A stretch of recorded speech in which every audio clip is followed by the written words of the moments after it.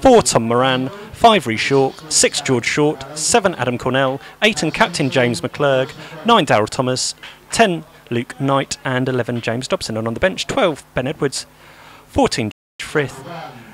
In the direction of Ordonez, but it's safely into his arms, but an early chance. Yeah, it's a great opportunity. Mistake there by the right back O'Malley. Done really well to get onto that and try to flick it over the keeper, but just not enough on it.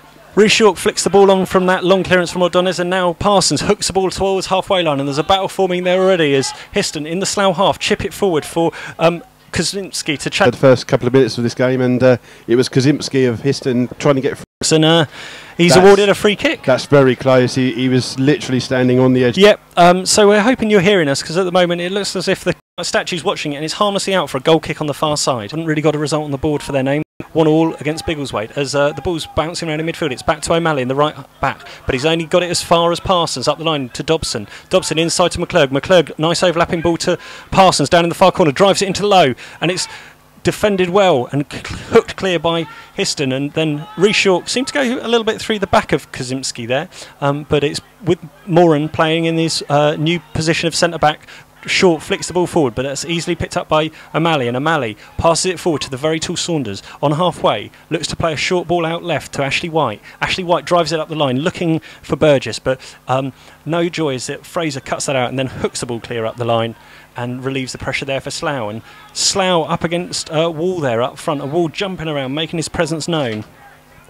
As we've played literally 2 breathless minutes here, and the ball's with McClurg midway inside the Histon half, surrounded by 2 players, goes back and right and to home debutant Luke Knight, who's starting his first game for Slough since his move in the summer from Barton. Flicked on by Thomas in the direction of Cornell. Cornell just heavy touch there, but a positive start, and now George Short all over there, Burgess in midfield and just holding him back cynically. Yeah, Slough starting with what looks like a 4-3-3 formation with Dobson pushing up, helping out Thomas and Cornell up front.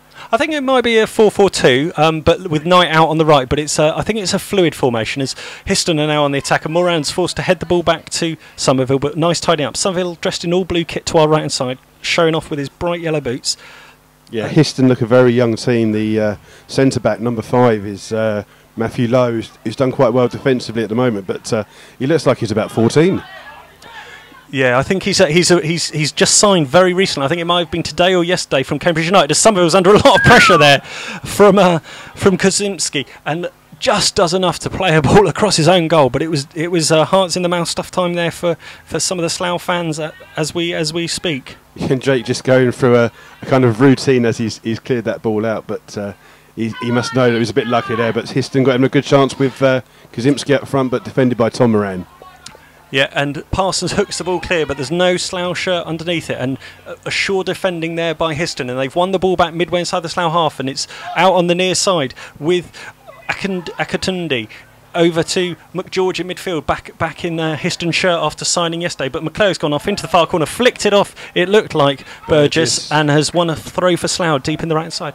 A reasonable turnout. It's again, there's a nice smattering of people around the ground. Yeah, and there was a little coach load or minibus load of Histon fans turned up today as well, so it's nice to see them make the journey down.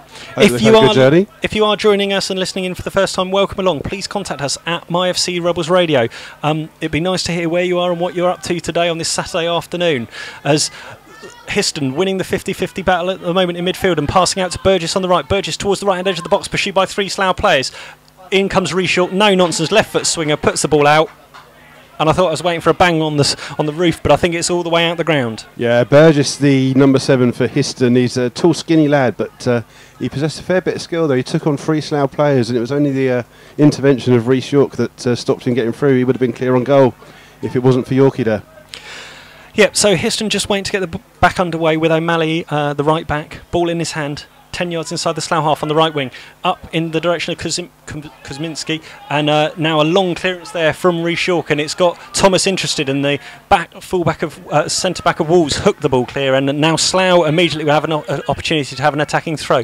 But Guy Hollis isn't there today, so they've decided to throw it short. Thomas to McClurg. McClurg back to Parsons, who's got a moment to take control. Short pass inside to George Short. Short looks to switch play out to right. Luke Knight flicks the ball up, but it's now defended. Oh, but well in there by Cornell, and Cornell has a slashing volley, which is certainly the highest effort today. Yeah, he did. Luke Knight did well there to control that ball. Touch of handball there claimed by Histon, but the ball fell to Cornell, and his better option was maybe there just to leave it for Luke Knight, but no shout maybe, and Cornell as a striker has taken the effort, but the only thing that's going to be troubling is the red kites that fly over the area. Yeah. So Slough attacking from right to left in this first half. Summerfield just coming off his line to act as a little bit of a sweeper. He's come to the edge of his box. He's just all of a sudden kind of woke up to the danger. Left-footed O'Donnell hits the ball forward, and Ryan Rhys York, as ever, strong in the air, wins the header, and now Slough back on the attack, and O'Malley's headed the ball but hasn't got enough on it, and Rhys York's Dobson came out, and it wasn't convincing by O'Donnell, but he's picked up the ball and released it early, and York once again heads it in our direction. And an old man in front of us in a very nice hat. He's a very nice hat. His walking stick though, so I hope he hasn't broken that. No. It's all a bit harum scarum. Histon are playing at tempo. They're a young side, and George Short battling in midfield. Comes out well, wins it again 2-3 times, and then flicks a decent ball through. And now it's got Adam Cornell interested, and he's up against Wall. Wall's had a heavy first touch and just hooks the ball out left.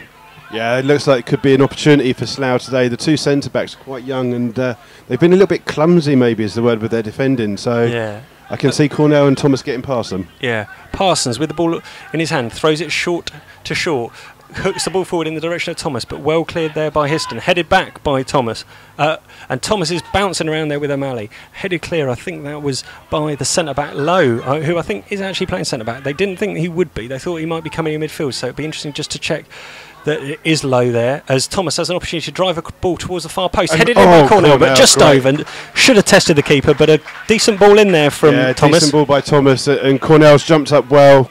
He's given away a couple of inches to the centre-back Wall there. What, to the centre-back? Trust you to lower the tone. And he's just headed that slightly over the bar. The keeper had it in covered, but if he'd have angled that to the corner, that would have been a great effort. Big clearance and by O'Donnell, and Moran's in there and wins the ball in midfield. It's off Knight, and then Short picks it up. Plenty of space for Thomas to take a touch, set it through to McClurg, and McClurg now outright to Luke Knight to chase it, tries to keep it in, plays it off the left back, and it is a throw into Slough down the far side, and it looks like Fraser with it. Fraser inside to McClurg, back to Luke Knight, left foot chips it back to Fraser. Slough just happy to keep possession.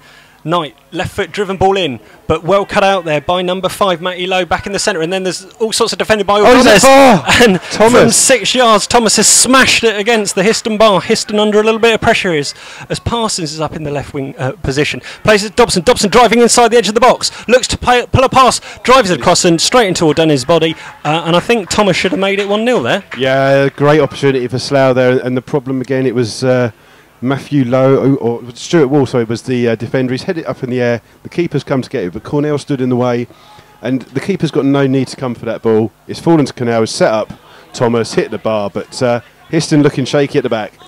Yeah, Histon looking to just get settled in. It's a new combination at centre-back. They've changed it fairly late on because, unfortunately for them, they wanted to have, I think it was Rasmussen, back in the team, but unfortunately he didn't quite make it back. Rumens, sorry, that is, who just failed a fitness test. He passed the initial test and was on the team sheet, but actually when we got to kick-off time he wasn't out on the pitch. So Lowe and Akintundi, both signed on loan from Cambridge United, are both having debuts here for Histon this season as the centre-forward combination.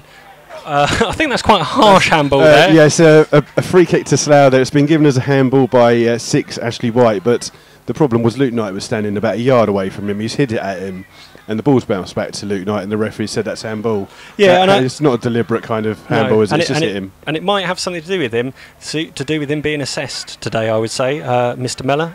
There was 4 officials out on the pitch before the game, which is always a worrying sign. It is. You do tend to find that when the assessors come to the games that the referees do every single thing by the book rather than try and let the game flow. So definitely the case there, John. Yeah, so Slough have a free kick with Dobson over it, midway inside the Histon half. It's out to the right-hand side, kind of mid of the pitch, and there's plenty of height there for Slough at the forward. They look like a tall team. It's in the direction of George Short, but it's over him, headed clear by Wall in the first instance. Moran heads it back in, but it's now have the opportunity, and I think it's White slashes it clear, and now it's a foot race, and Parsons is heading back towards his own goal, and Kuzminski is not very subtle in his challenge. I think in the 50s that would have been classed as a fair challenge, but Kuzimski's gone straight into the back of Ryan Parsons. I thought you might be saying in ice hockey it might be it might be qualified as a fair challenge. As Somerville drives the ball up and Wall's underneath it. Wall battling up there with Thomas, but hooked clear by White. Yeah, they've switched Dobson and Knight over Dobson to the other and Knight side. have had a little switch there as White clears it up halfway again, and Moran comes towering through, but it's bouncing around there in midfield, and McClurg picks it up for Slough, looks for the ball out the halfway line to Parsons. Just a little bit of a heavy touch, but inside back to McClurg, and now they're playing it to Moran on the centre line, halfway. Pass it out right to Fraser in front of the Histon bench on the far side. Short showing. Short takes a couple of touches back to Moran. Moran, a lofted high ball in the direction of Cornell, with Low underneath it, and he's let it bounce in the area, and Ordonez has come a long way, and he's come right over the back of the players, and it's still not fully under control, and Ordonez has certainly showed some exciting keeping in the first 10 minutes or so. You could say that he could go to Africa and not come back and catch Ebola. That's how bad he is. I just think it may be a slightly continental take on things. Thomas again looking sharp as Rhys York wins that header, but it's going to fall down here in midfield and be helped out for a throw into Histon. And Short puts it into Parsons. Parsons hooks it up the line with good effort, but Histon now have an opportunity just to clear their lines slightly.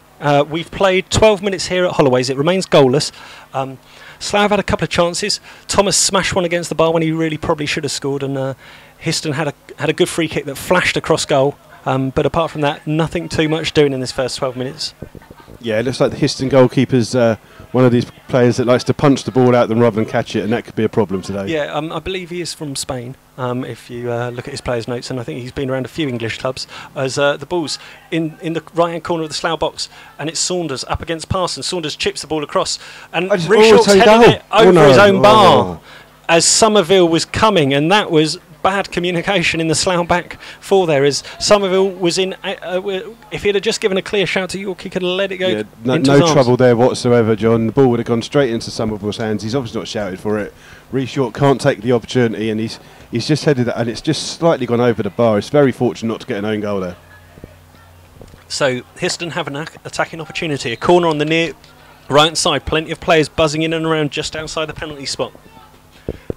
And there's just some communication, and the referee's just saying on the halfway line, there's a goalkeeper, there's Knight in there, there's the centre forward, Kazimski's trying to crowd around Jake Somerville. Yeah, Kazimski and Knight's doing what he can to keep him away from Somerville as the corner comes in towards the far post. Wall underneath it. Wall heads it back across, but it'll be safe for Somerville to take in his arms. And will he set Slough on his way early? I don't think so, because there's only Thomas and Cornell.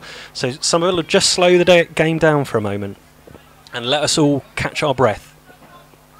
Just notice the linesman here's got glasses on with sports band around sunglasses. It's like he's gone sailing or something. They were his sunglasses before the game was something in the eye of the beholder only, I would say.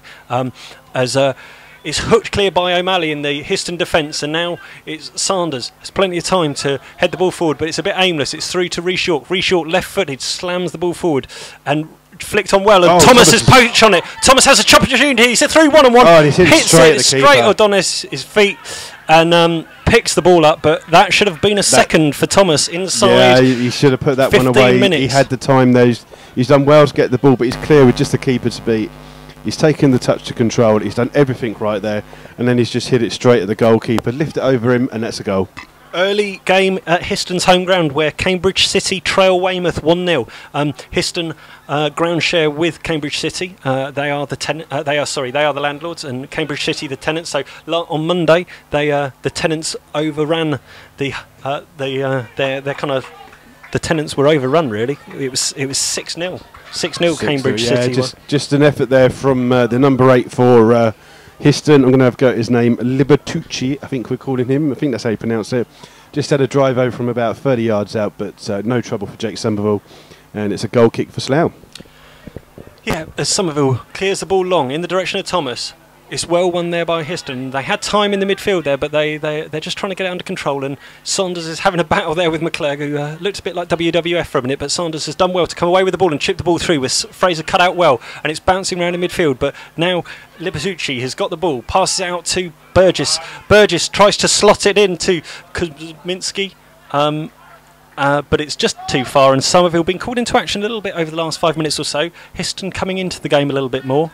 Yeah, I think Rhys York just tried to used his body to stop the striker getting past him, but he's quite a pacey forward, so he's got to be careful of that. Yeah, just got to say hello to someone who's listening in, a guy called Dom Pedro from Liverpool. He likes to say hello, it's my uncle. He unfortunately is a Liverpool fan, so we can't have everything, but welcome to you. I hope Formby's beautiful and sunny. It's not quite down there as here, as Slough push forward and have a corner on the near side, which Dobson will take. It will be an out-swinging corner. Plenty of the big players going forward. Rhys Short going forward. Tom Moran going forward. George Short, who's not short, going forward.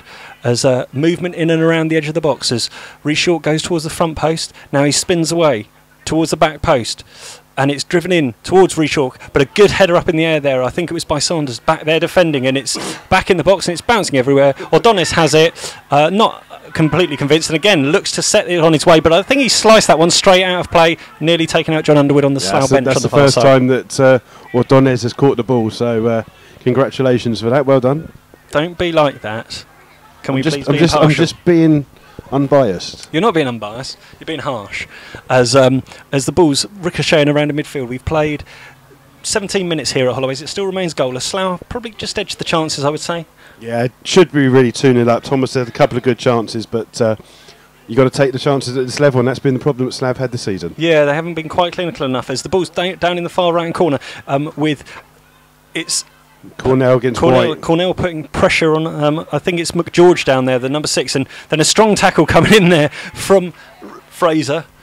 But it's the small battle's going on all over the pitch. But it's I think McGeorge is sitting just in front of those back four there. He's quite a small, slight figure. They've got a couple of tall players and they've got a couple of short players.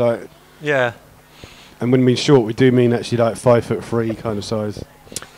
Good afternoon to anyone in the MyFC chat room. My Football Club, obviously the sponsors of Rebels Radio. If you can join them for £25 a year, you get lots of benefits for that, including obviously coverage of the radio. You get some great video highlights. You get to support and have a decision in some of the Slough things. There's a poor back pass there from O'Malley, who hasn't started too well in this game, unfortunately. No, closed down by James Dobson well there, and Dobbs forced him, and he's heavy touch, so he's kicked that out for a corner to Slough. He's under hit a few, he's over hit a few, and it's not quite coming off. It's not been his afternoon yet after 20 minutes. But Slough need to make some of this pressure count as Dobson on the left hand side with an out swinging corner. Slough moving around in the box, plenty of contact in there. The referee's just keeping a tight eye on it, Mr. Mellor, as we await Dobson's delivery. Dobson delivers it towards the far post. George Short rises well, heads over the bar.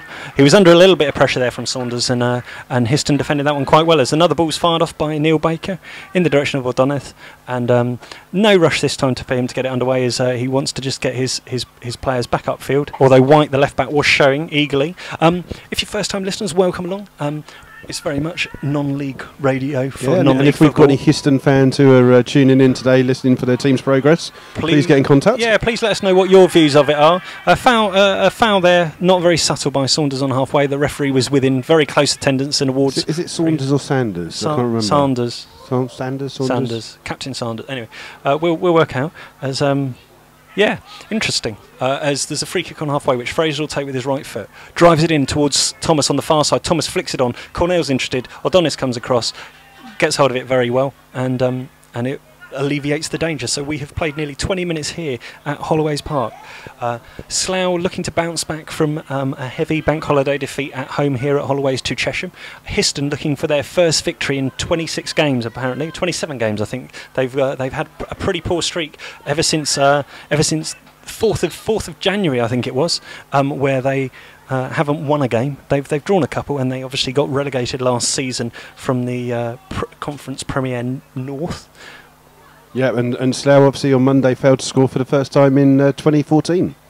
Yeah, so it's both teams looking to bounce back. Slough have played 3 games at home, won 1, drawn 1 and lost 1, although they haven't won here since their first game at home to Banbury, second game of the season, as clearance there from O'Donoghue finds the centre forwards, and it's dangerously into the Slough box there, but cooked well clear by Parsons once again, and it's Akintundi. Yeah, they've swapped. Histon have swapped Burgess and Akintundi over from right to left, so number 11's on our side now.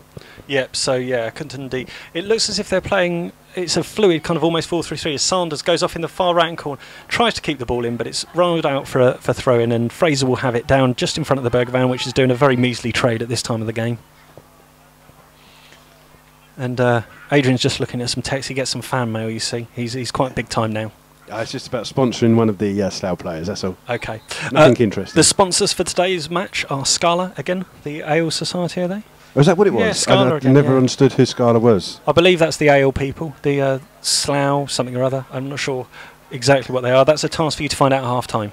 Okay, he's on the case, ladies and gentlemen. He's got if there's a program case of beer, I'm definitely on that. He's almost on the case. If you want to contact us, please do. Just hashtag, at MyFC's Rebels Radios. Send us a little message as Histon have an attacking free kick on the far side. Looks to be drilled in towards the far side.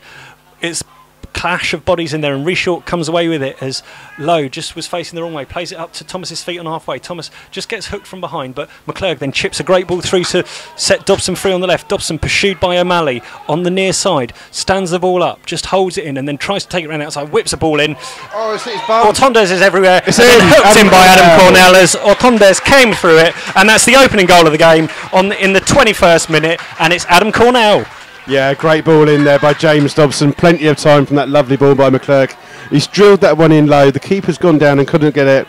The ball's actually hit Adam Cornell, let's say, on the behind, and it's bounced up for him, and he just turned and put it into an empty net with two defenders trying to get back, and the keeper stood on the floor. But I've been waiting for that goal to come, and I think the game's really needed that, John. I think this will ignite the game now. Yeah, I hope so. I mean, it will force Histon to have to come out a little bit and play, but it's definitely been a positive start from Slough, and I think they'll be happy with to be one goal to the good after midway inside the first half. I don't think Histon can particularly argue with the score as it is. As a great ball in again, Dobson the provider from the left, and O'Donnell didn't cover himself in glory as it kind of bounced just in front of him, and he came out feet first, and it slashed past him, hit Cornell on the far post, and then with his second touch he had the easiest of tasks just to pass it in from 2 yards on the far side, bobbling around. The ball's out of play again, behind Somerville's goal after a long ball from O'Malley, ran harmlessly out, and Somerville in no particular hurry, but I think Slough will be keen to try and get a second here. Yeah, I think that the main thing that Slough have got to do is a habit that they've had this season is they've scored, and then they've often a few minutes later conceded. So wasn't that more last season? This season as well, but I think they need to just concentrate, take the time, and that second goal will come where possible. As the ball's out of play in the right back position for Histon, and O'Malley's going to have a throw in midway inside their own half, looking up the line. Flicked on there well by Akintunde, and then back by Moran all the way. A bouncing ball to Somerville, who does well, takes a first touch, hooks the ball clear, but it's not the most convincing clearing. And McClurg helps it on its way, but it's still only on halfway line with the sweeper McGeorge, who passes it out left to White. White back in the centre circle to McGeorge, flicked off there, but Dobson cuts that ball out, and Slough are going to win that second ball with George Short flicks the ball off, and O'Malley's back facing towards his own goal, and he passes a strong ball back to O'Donnell, who's under pressure from McClurg, but clears the ball well, slices it slightly, and Luke Knight, the Jesus-like figures underneath it, heads it on to Cornell. Cornell gets a bit of shove in the back there, but nothing doing. No, and that's the problem with the assessors here today. That push in the back, that should have been a free kick. It's no different to a couple of others that he's given today, but he hasn't, and the game continues. Burnham have taken the lead at Hereford. It's O'Regan on the 19th minute, so it's Hereford 0, Burnham 1.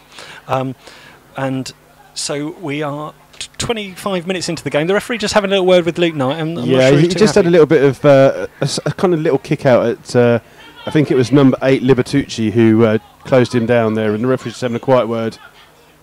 What's his quiet word? Can you see what it is? No, silence. Can you tell what it is yet? Is that Tom O'Regan that scored for Burnham? Good player? O'Regan, who scored for... played for Beaconsfield last year as well. Surprised that, isn't it? Beaconsfield, incidentally, won in the FA Cup here last night on this very pitch, as there's a long ball played through, and Kosminski's up against Reshawk, and Reshawk shows his strength and got pulled down again.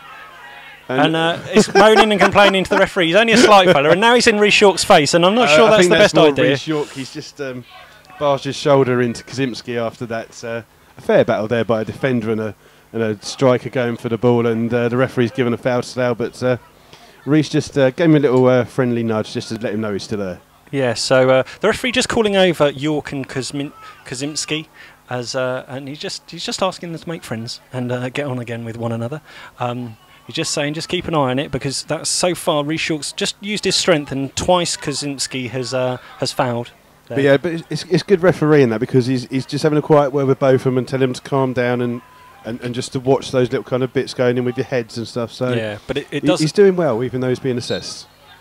It does look like Kozimski is the lone striker, and when they haven't got the ball, Histon are playing a 4-5-1. But when they do have the ball, it's almost like a 4-3-3. A Short hooks the ball out right in the direction of Knight. Knight's got it under control. Back to Fraser. Fraser's going to try and pick a pass in the box, but poor ball in. But chested back inside by Burgess, and then Cornell's in there causing a pest of himself. But now Kozminski is up on the halfway line with plenty of Slough players around. He's done 2 or 3 tricks, and then Fraser just clips the ball away as he's done a double step over. It looks very tricky. Yeah. He had Moran, Fraser and McClurg around him there, and he still got hold of the ball, won himself a free kick. It's good play there. Yeah, so Histon will have the opportunity to get this ball away as they've got a free kick on halfway, which Wall takes in the direction of O'Malley, and O'Malley's up against Parson. He won't do enough to keep it in, and Slough will have a throw in the left-back position. Just seems a bit silly kicking the ball away at this early stage. You'd think he'd want to get back into the game. The Histon side reminds me very much, John, of the Hereford side we saw earlier. Hereford side that we saw earlier in the season, where they've got a lot of young players, but they're just lacking someone maybe who's been around for about 5-10 years at this level and giving them some experience and some guidance. Yes, yeah. The manager, Page, Brian Page, used to be the manager when they were in the actual conference, and they got actually very, very close to going all the way up to the Football League, but they lost in the playoff semi-final in 2008-9 to Torquay over 2 legs by 1 goal. So Slough have a bit of defending to do here, and Rhys York again, solid as ever, flicks the ball forward and repelled by Lowe, and then Dobson flicks the ball forward, and it's a bit of a battle in there at the moment. The ball's not playing too much on the deck, and Moran's now defending, and he does enough to just take the ball off Kozimski's foot, but it'll be an attacking throw that Sanders looks to go over and take. We've played 27.5 minutes. Slough lead 1-0. Adam Cornell after 22 odd minutes. The difference between the two teams, and it looks like there'll be a long throw in here from the right hand side, and I'm not quite sure who's taking it. It looks like it might be the number 8 Libertucci from the near side towards the near post, and it's headed up in the air by Sanders, and now it's in the box dangerously, and they pull the trigger, and a Katundi is in the box with plenty of Slough players around it, poking it around, and once again Rhys York drives the ball out, and now Cornell will be up against White on the halfway line. White just comes across, no nonsense, chips the ball back in field, and Fraser will have some defending to do. Chooses to hook the ball to safety. McGeorge repels it. Short repels it. It's all a bit of head tennis in there at the moment. The ball's not playing on the ground. McClurg tried to head it back to Luke Knight, but it's only as far as Fraser. And then Burgess goes to ground quite easily. The ball still bounces around. It's a very hard surface out here, and George Short, a little bit clumsy there on White, just went through him, and it will be another opportunity for Histon to get the ball and plenty of players into the box. Yeah, a bit of spell of head tennis there between the two teams there. I didn't think the ball touched the ground for ages. Burnham have scored a second at Hereford, so they now lead 2-0. Poulton on 29 minutes. It's still 0-0 at Corby, I understand, as there's a free kick to Histon, driving it in, curling it in towards the near post, and it's bouncing around in there, and Dobson has a slash at it.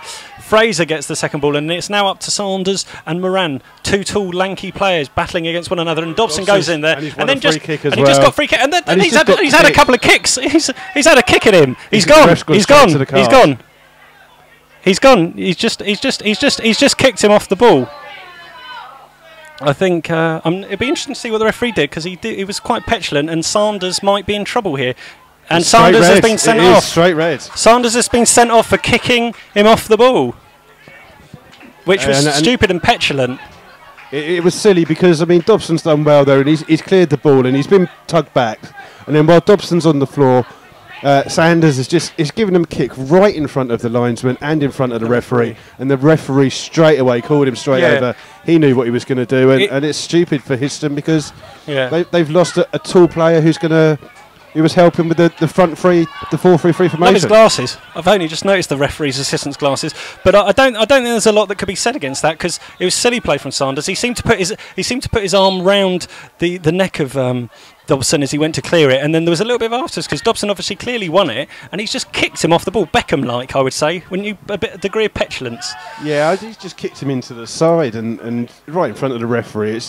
I know he's frustrated, but that is silly, and it's cost his team now. Yeah, I'm sure that Page will be furious with that, because you don't need that. You don't need to go down to 10 players again for the second game in the row. They had an early red card again on Monday up against Cambridge, and it cost them. I know they were 3-0 down at the time, but it was it was a little bit of a pain as Dobson now stood over the ball. Slough will look to capitalise on this, on the man advantage. We've played half an hour here at Holloway's. Slough lead 1-0. Cornell the goal scorer after 22. Dobson flicks the ball in.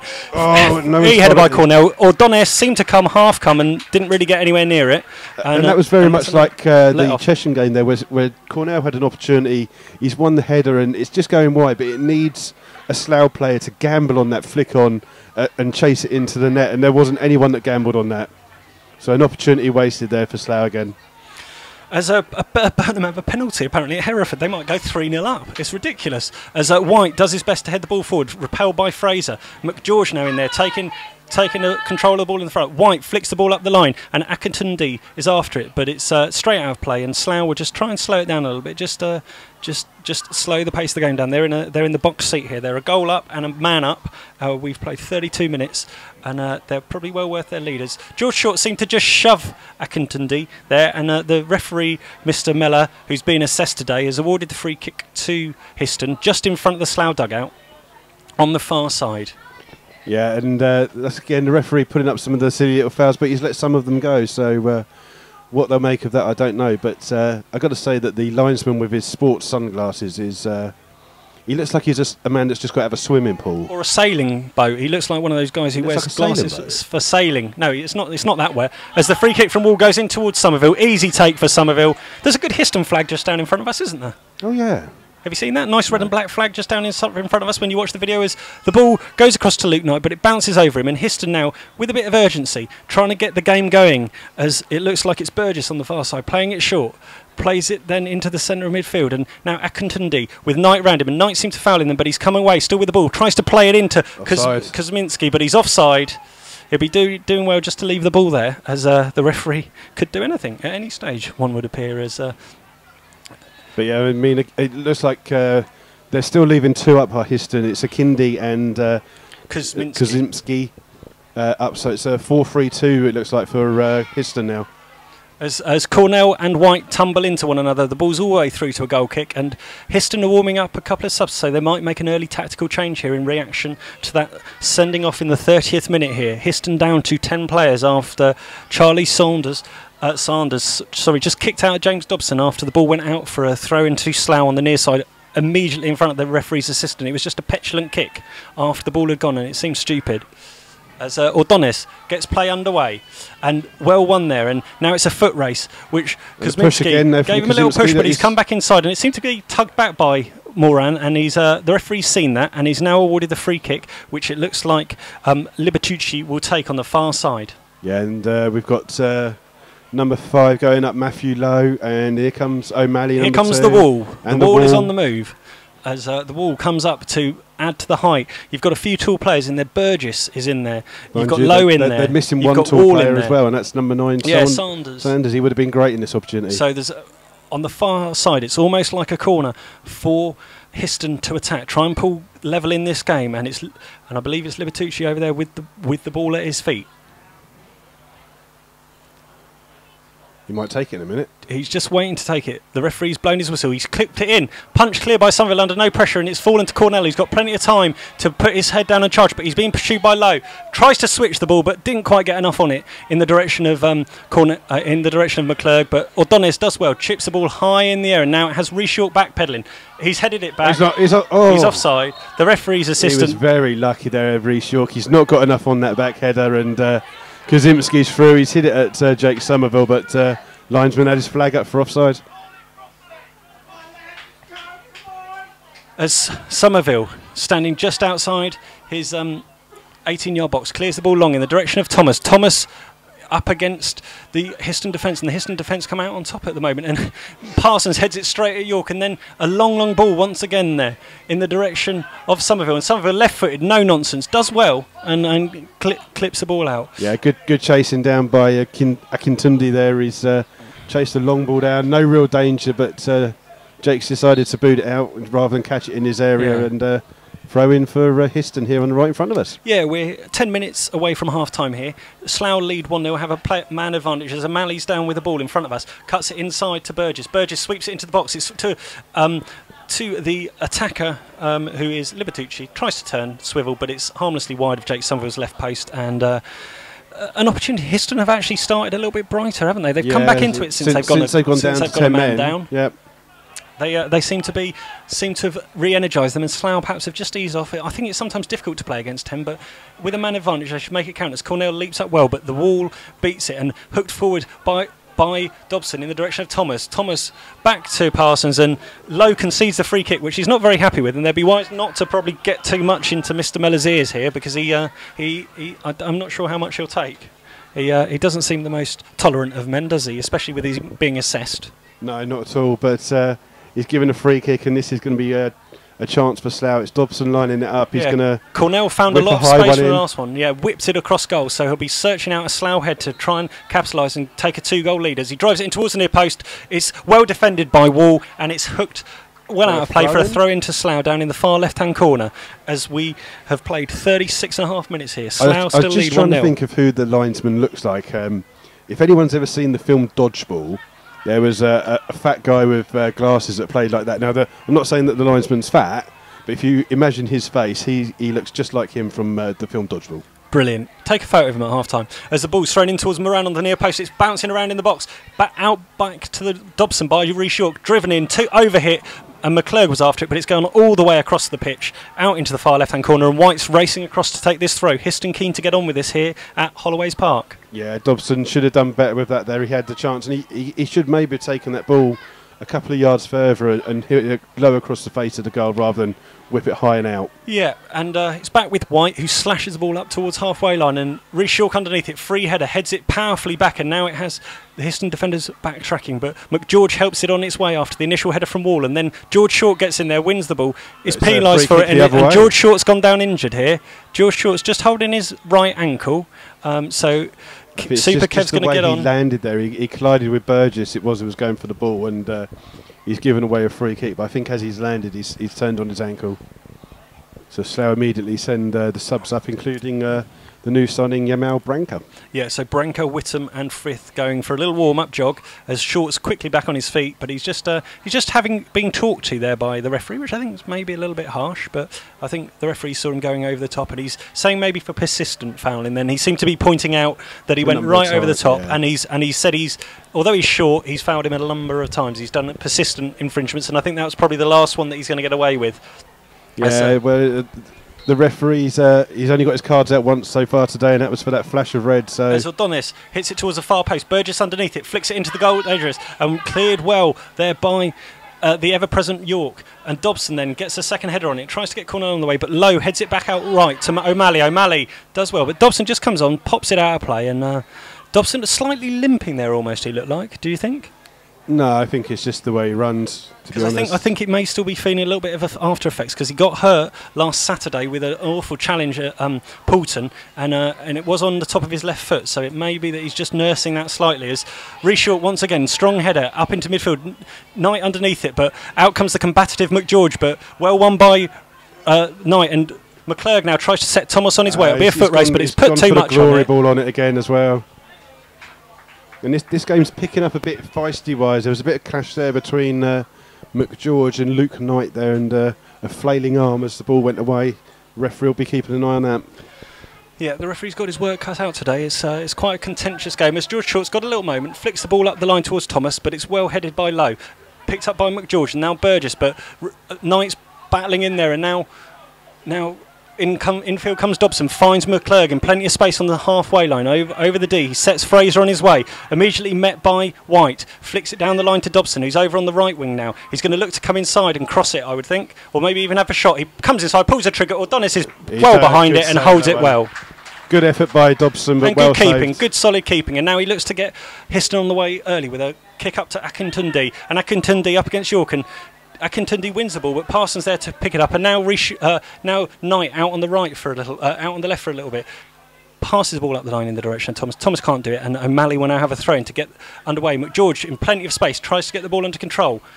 Lofted ball in the direction of White. White heads the ball on over halfway to Burgess out on that left-hand side on the halfway line, surrounded by two Slough players. Fraser just picks his pocket, but it's well won, and then Moran goes heavily through the back of Kozinski, and can't do too many of those, but I suppose it was a bit of a tactical one on halfway, as we played 40 minutes here at Holloway's. Yeah, Slough, although they've got this man advantage, they're not really making much use of it, John. They've got the extra man, but they're not playing the ball around and working the spaces. They're just playing the same style of football. Ball forwards up to Thomas or Cornell, and they've really got to get the space and explore that, especially with people like James Dobson. Yes, so Libertucci with a free kick from the far side. Acres of space there for Luke Knight, a free header in the box, and Cornell's headed it back to Dobson. Dobson looks to just pull the trigger and try and set it away to Parsons, but across comes the defender to cover and chips the ball well up the line. And Slough just need to rearrange and reorganise, I think, a little bit here. Yeah, they've just got to try and calm it down a bit and play the football that we know that they can play. If you've seen the highlights of the Slough games, you know when they keep it on the floor, they can actually be a really, really good team.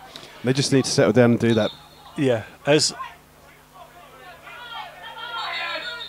Parsons never the referee was trying to tell him where to take the free kick, and stupidly he didn't listen, even though he threw it backwards. Yeah, I mean the referee was pointing where he wanted him to take the throw. The referee was making it very, very clear where he needed to take that throw, and then he just ignored him. And so Parsons is now having a go at the referee as the ball's bouncing around in midfield. Histon playing brighter with 10 players now, and they've certainly got Slough under pressure. And Wall leaps well on halfway, heads the ball forward, and Libertucci picks up the ball, passes it short to O'Malley. O'Malley can't find a player at all, only finds Luke Knight. Leaves his foot in a little bit, but Knight brushes it off, and now Dobson playing out on the right now. They've switched over the two wingers, and Dobson running down a blind alley, sets it, gives it simple to Fraser. Fraser combines well with him into the far right side, and Dobson tries to chip it in, comes off White, and it will be a throw to Slough deep inside the Histon half on the far side. Fraser quick to get on with it, pass it all the way back, throws it back to George Short. George Short to Fraser with a man around him, inside to Luke Knight. Bit of a bouncing ball, hooks the ball into the box, and Cornell does well to control it, turns and hooks, but straight into the arms safely of O'Donnell. Lovely piece of control that by Adam Cornell, and he's hit it first time, but not enough power in it to trouble the goalkeeper. And Reshort once again wins the ball there easily, but it's fallen to Libertucci, who seems to be everywhere. Now O'Malley seems to have a run forward, and good tackle coming in from Knight, concedes the throw in, and that was a little test of his groin right there and then. Yeah, he's stretched for that one. He's got up. Luke's looking a little bit unmatched fit, we should say, but he's huffing and puffing a little bit. But he's a very good player. We hopefully see a lot of him this season. O'Malley with a throw in. We're into the final couple of minutes of regulation time in the first half as he's thrown it into the box. Seemed to be handled there. It wasn't a very subtle handball there. He did definitely control it there, Burgess, and it will be a free kick, which would give Slough the opportunity to clear their lines. They're not certainly 10 versus 11. Histon have been doing very well, and if not slightly on top. Yes, they're slightly a better team, although they've not really created a lot of chances. But Slough haven't done much better. Seem to be a bit hungrier though. Yeah, they do. But I think the half-time team talk from the management from Slough will make boys work a bit harder and maybe up the tempo a little bit. As the ball's in the direction of Thomas, but well won by Libertucci, and now it's bouncing around in midfield, and Akintundi after it, but McClurg hooks it back to Parsons. Parsons along the floor to Dobson. Ball on the halfway line. It's plenty tight there, and Reshort, no nonsense, volleys the ball through to, and Thomas is after it. Thomas tries to jump for it, but people were standing like statues there for a minute. Yeah, Dobson was apologising for his pass. He hit that on the full to Reshort, but Reshort didn't care. He wasn't going to control it. 1 foot straight through it, and straight through to the keeper. And Moran up against Kosminski, and now it's Akintundi, and Histon attacking towards the end of this first half. There was a bit of a shove there by Libertucci, but it's still in play down the far side, and Fraser does well to just chip the ball up the line, but he hasn't. The referee's assistant on the far side signalling it's out, and as a few people are making their way round to get a half-time snack. There's a small queue forming, very small queue forming at the Burger Bar across the right side, but the tale of the half is that Slough took the lead after quite a lot of pressure. Darryl Thomas had hit the bar, had another that he should have really scored that he hit straight at the keeper, O'Donnell, and then on the 22nd minute Adam Cornell reacted first to a great ball in from Dobson and put Slough in the lead, and then on the 30th minute Sanders, the ball was battling and it ran out of play on the near side. High foot there from Moran as it's into the box there by Kosminski, and he's surrounded by 2 or 3 Slough players, and he's passed it to Reshort. Reshort plenty of time. He's been, I think, Slough's man of the match in the first half. Hits it off the referee's assistant on the far side. It'll be a throw-in to Histon, just in front, inside their own half, near their dugout, as we go into the final throngs of this first half. Yeah, Reshort did well when they played 4-3-3 here and was battling with Kosminski, and he's carried on playing that. He's defending really well today. As Moran's having a battle in there with Akintunde, and now George Short has the opportunity. Gets the ball down under control on the grass. Pass it short to Luke Knight. Luke Knight plays the ball up the line. White repels it onto halfway line, and well cut out there by Burgess. And now Libertucci tries to play a deep crossfield ball, which Parsons is most alert to. Plays the ball to Dobson's feet. Dobson does well to control it, and Parsons now overlaps, and it will go through to Lowe. Lowe, strong ball forward. Reshort once again wins the header, but it's falling to Histon players in the middle of midfield, and Burgess just overruns it there. And now Luke Knight's got plenty of space out on the right hand side. Slough need to be a bit more clinical with their possession when now they get it. Simple ball into McClurg. McClurg back to Fraser. We're in the 46th minute here at Holloway's. Good control there by Thomas. Thomas tries to pull the trigger across the ball, and it's out for a throw into Slough. Half time, I think Burnham are 3-1 to the good at Hereford, which is a hell of a score. Chippenham 0, Hungerford 1. So as a long ball goes through, and Kaczynski is up against Parsons, racing into the right hand edge of the box, leaning into him a little bit, just goes outside the box, cuts the ball out. Parsons concedes the corner, and this is going to be a final chance, I think, in the first half. I mean, Slough had the ball in the opposition half. They'd have had a throw in, and they're not making this man advantage count, giving the ball away needlessly. And they've given Histon the chance to get an attack, and they've got this corner. Yes, so Histon sending for the tall bodies of Lowe, Wall, the 7 of number Burgess, and the signal comes in from Libertucci on the far side, exactly where he's going to deliver it. This is that we're in the final throws of the minute. We've played 47 minutes here at Holloway's. Slough under pressure. They've got a corner on the far side to Histon. In swinging corner towards the far post. It's over, everybody. Wall goes down very easily, and the referee, I think, is not going to award anything there. He's gone down easier than Man United did on Wednesday night. That's how bad he was. As Parsons with the ball, I'm sure this is going to be the last action of the first half as we get underway. He's checking both watches. I'm sure as soon as this throw-in's taken, we'll be blown. And that's it. It's half-time. And we'll just keep an eye out just to see if any of the Histon players go and have any words with the referee. I can't see them being any particular reason for them to. And they're not at the moment, as the referee with the sports glasses away to our right-hand side just goes and collects the ball. So half-time at Slough 1, Histon 0. And the two teams start to make their way off. I mean, the Histon management aren't going over to complain about the sending off. Yeah, it happened right in front of us, John. We saw it. It's a definite red card.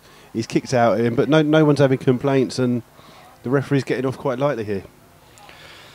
No. So some other half times: Cambridge City 0, Weymouth 1. As we say, Hereford 1, Burnham 3. I think it is Poole. I think leading 1-0 against.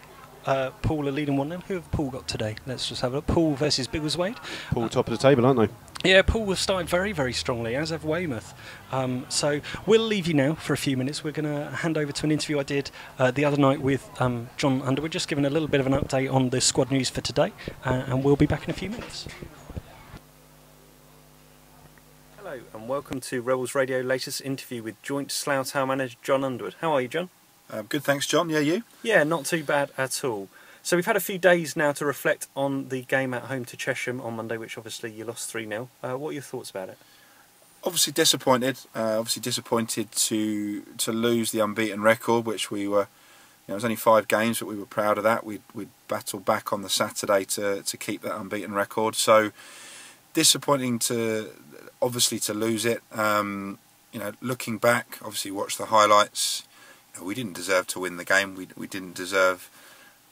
Hard to argue that we deserved anything from the game. I think the game could have gone differently. Obviously there were key moments where we had good chances at 1-0. I do honestly believe if we'd have taken one of those, we would have at least got that point. I think we might have even gone on 1-0 because I thought we started the second half very well. But when you see how the second half panned out, they were more clinical than we were, and obviously they therefore deserved to get the points. So disappointing, but we're over that now, and that record was going to go at some point, and we're looking forward to hopefully starting another run. Yeah. So what is your view on the season so far? You've obviously now played 6 games. Yeah. Overall, reasonably happy. We'd like to have a few more points on the board. Obviously, we looked at Monday's game. If we'd have won on Monday, we'd have had 12 points from 6 games, and we are ambitious, and we've said this before. We don't want to just stand still. We want to try and push on, and 2 points per game is generally kind of playoff form, and we're always kind of keep an eye on that. And obviously, if we could have done that in our first 6 games, that would have been a great start. And you know, we're on 9. If I'm honest, I think, you know, we feel like we probably should be on 11. You know, we had a couple of late equalisers. I think, you know, if we'd have won one of those games and had 2 more points on the board, I think that's probably where we feel we deserve to be. But at the end of the day, you know, you get the points you deserve, and these things even out. And I'm sure we'll nick points and nick wins throughout the season that we, you know, may not deserve. So yeah. What key lessons have you learned so far within these 6 games? Is there anything that you're particularly taking from them or talking to the lads about? Well, obviously we're learning about the league as we go. It's not a league that myself and Bakes knew a huge amount about. I hadn't seen lots of games at this level. Some of the players have played it, some haven't. So I think a few things we've really noticed so far. There aren't any easy games. You know, I know there were a couple of big wins for teams on Monday, but generally there aren't easy games. You know, everybody that you come up against is going to work hard and scrap, and as we've seen, if you've only got a 1-goal lead going into the last few minutes, teams, you know, just keep throwing everything at you. You know, we've been out and watched a few other games as well, and that's one thing that struck us, is all the teams work hard. They're well organised, and there's no gimmies. You don't go into games. There was perhaps 1 or 2 games last year where you knew if you went in and you were average, you could still win. You can't do that this year. You've got to play well. You know, no one's going to give you 3 points, and you know, I think we'll come on to talk about Histon, I know, but there's no better example of that than this Saturday. Yeah. So what have the players been doing this week? Obviously, not 2 games in short succession, Monday and Saturday. Yeah. What have they done since? Yeah, we trained tonight. So yeah, pretty much everybody trained. There were a couple of little precautionary knocks where people. James Dobson had a bit of a knock and he didn't train tonight. He was there and had treatment. He'll be fine, but there was no need for him to train. He's had a lot of football. 1 or 2 getting treatment, but it was good to see Luke Knight in full training. Johnny Dyer trained. We had to kind of protect him a little bit tonight. I wouldn't say he was in kind of full contact, and we've got to make a decision for him on Saturday. But no, you know, the majority of the group trained, and it was a positive session as always, and everyone's just really focused on Saturday. We're looking forward to getting back out on the pitch and hopefully getting another win. Yeah, you've touched on a couple of the players there and injuries. Can you confirm what the squad's going to be for Saturday? Yeah, pretty much. I think we obviously in terms of who's missing, Eddie's hamstring. Eddie's hamstring is not as bad as we first feared, but he obviously won't be right for Saturday. If he's very lucky, Weymouth, but more likely the following week. But we'll he'll step it up throughout next week, and we'll see how he is. But he'll miss tomorrow. As I say, Johnny will leave that one until we get there on Saturday, as to how he is with his rib injury. But he's not a million miles away. Obviously, Darryl, who's got flu, he was fine. He's back in full training. So and Luke Knight will be in the squad, and obviously he was on the bench and came off the bench. So yeah, we'll name the squad on the kind of the normal release today. Later today.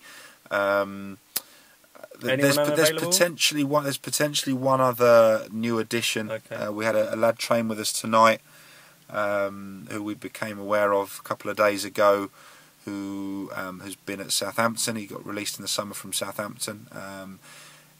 So I won't say any more on that one just yet. We haven't finalised that one yet. He may be on the bench for a Saturday, but we'll confirm that as soon as we can. But other than that, no. Scott Harris won't be involved. He's actually away this weekend, but he was still struggling with a groin injury. Jake Parsons, we're hoping to get 90 minutes somewhere, because obviously he needs games. So we'll have a 15 or 16 man squad depending on this lad that I mentioned. So we're quite happy with what we're going in with. And I've just remembered the other one that is missing is Guy Hollis. Yeah. Guy is away, but that's not. We don't see that as an issue. Tom Moran's had a great start to the season. He's been playing ever so well at right back, but his natural position is centre back. So Tom will slot in alongside Reece with Sean at right back. So we're quite happy with that. And Tom deserves to be in the side based on his performances, and it'll be good to see how he does at centre half. Yeah. What do you know of Histon so far? Obviously, we know their results. We know they've only got a point on the board. We know they're young. We've had a bit of a report from Biggleswade who they drew with. I spoke to somebody at Hungerford. Hungerford beat them 1-0, and they said they were young, but they worked very hard, and they were very hard to break down, obviously. And Hungerford only beat them 1-0, and Hungerford are very good at home. So they had some narrow defeats. Obviously, they had a big defeat Monday in their local derby, which may have hurt them a little bit confidence-wise. But at the same time, they'll be looking to bounce back. And as I said earlier on, we're not going to be disrespectful to anyone. We're new to this level, so we're not at a stage yet where we can go into games being overconfident. We haven't won any of our last 3 games, so it's desperately important for us that we get 3 points on Saturday. But we'll only do that if we play well. Brilliant. Well, thank you very much for your time, and once again giving us a full update. We wish you all the best for Saturday, and look forward to speaking to you next week. Okay, thanks, John. Cheers, John. Cheers. Hello. And welcome back to Holloway's Park, where we're at half-time. The Slough team are just making their way out.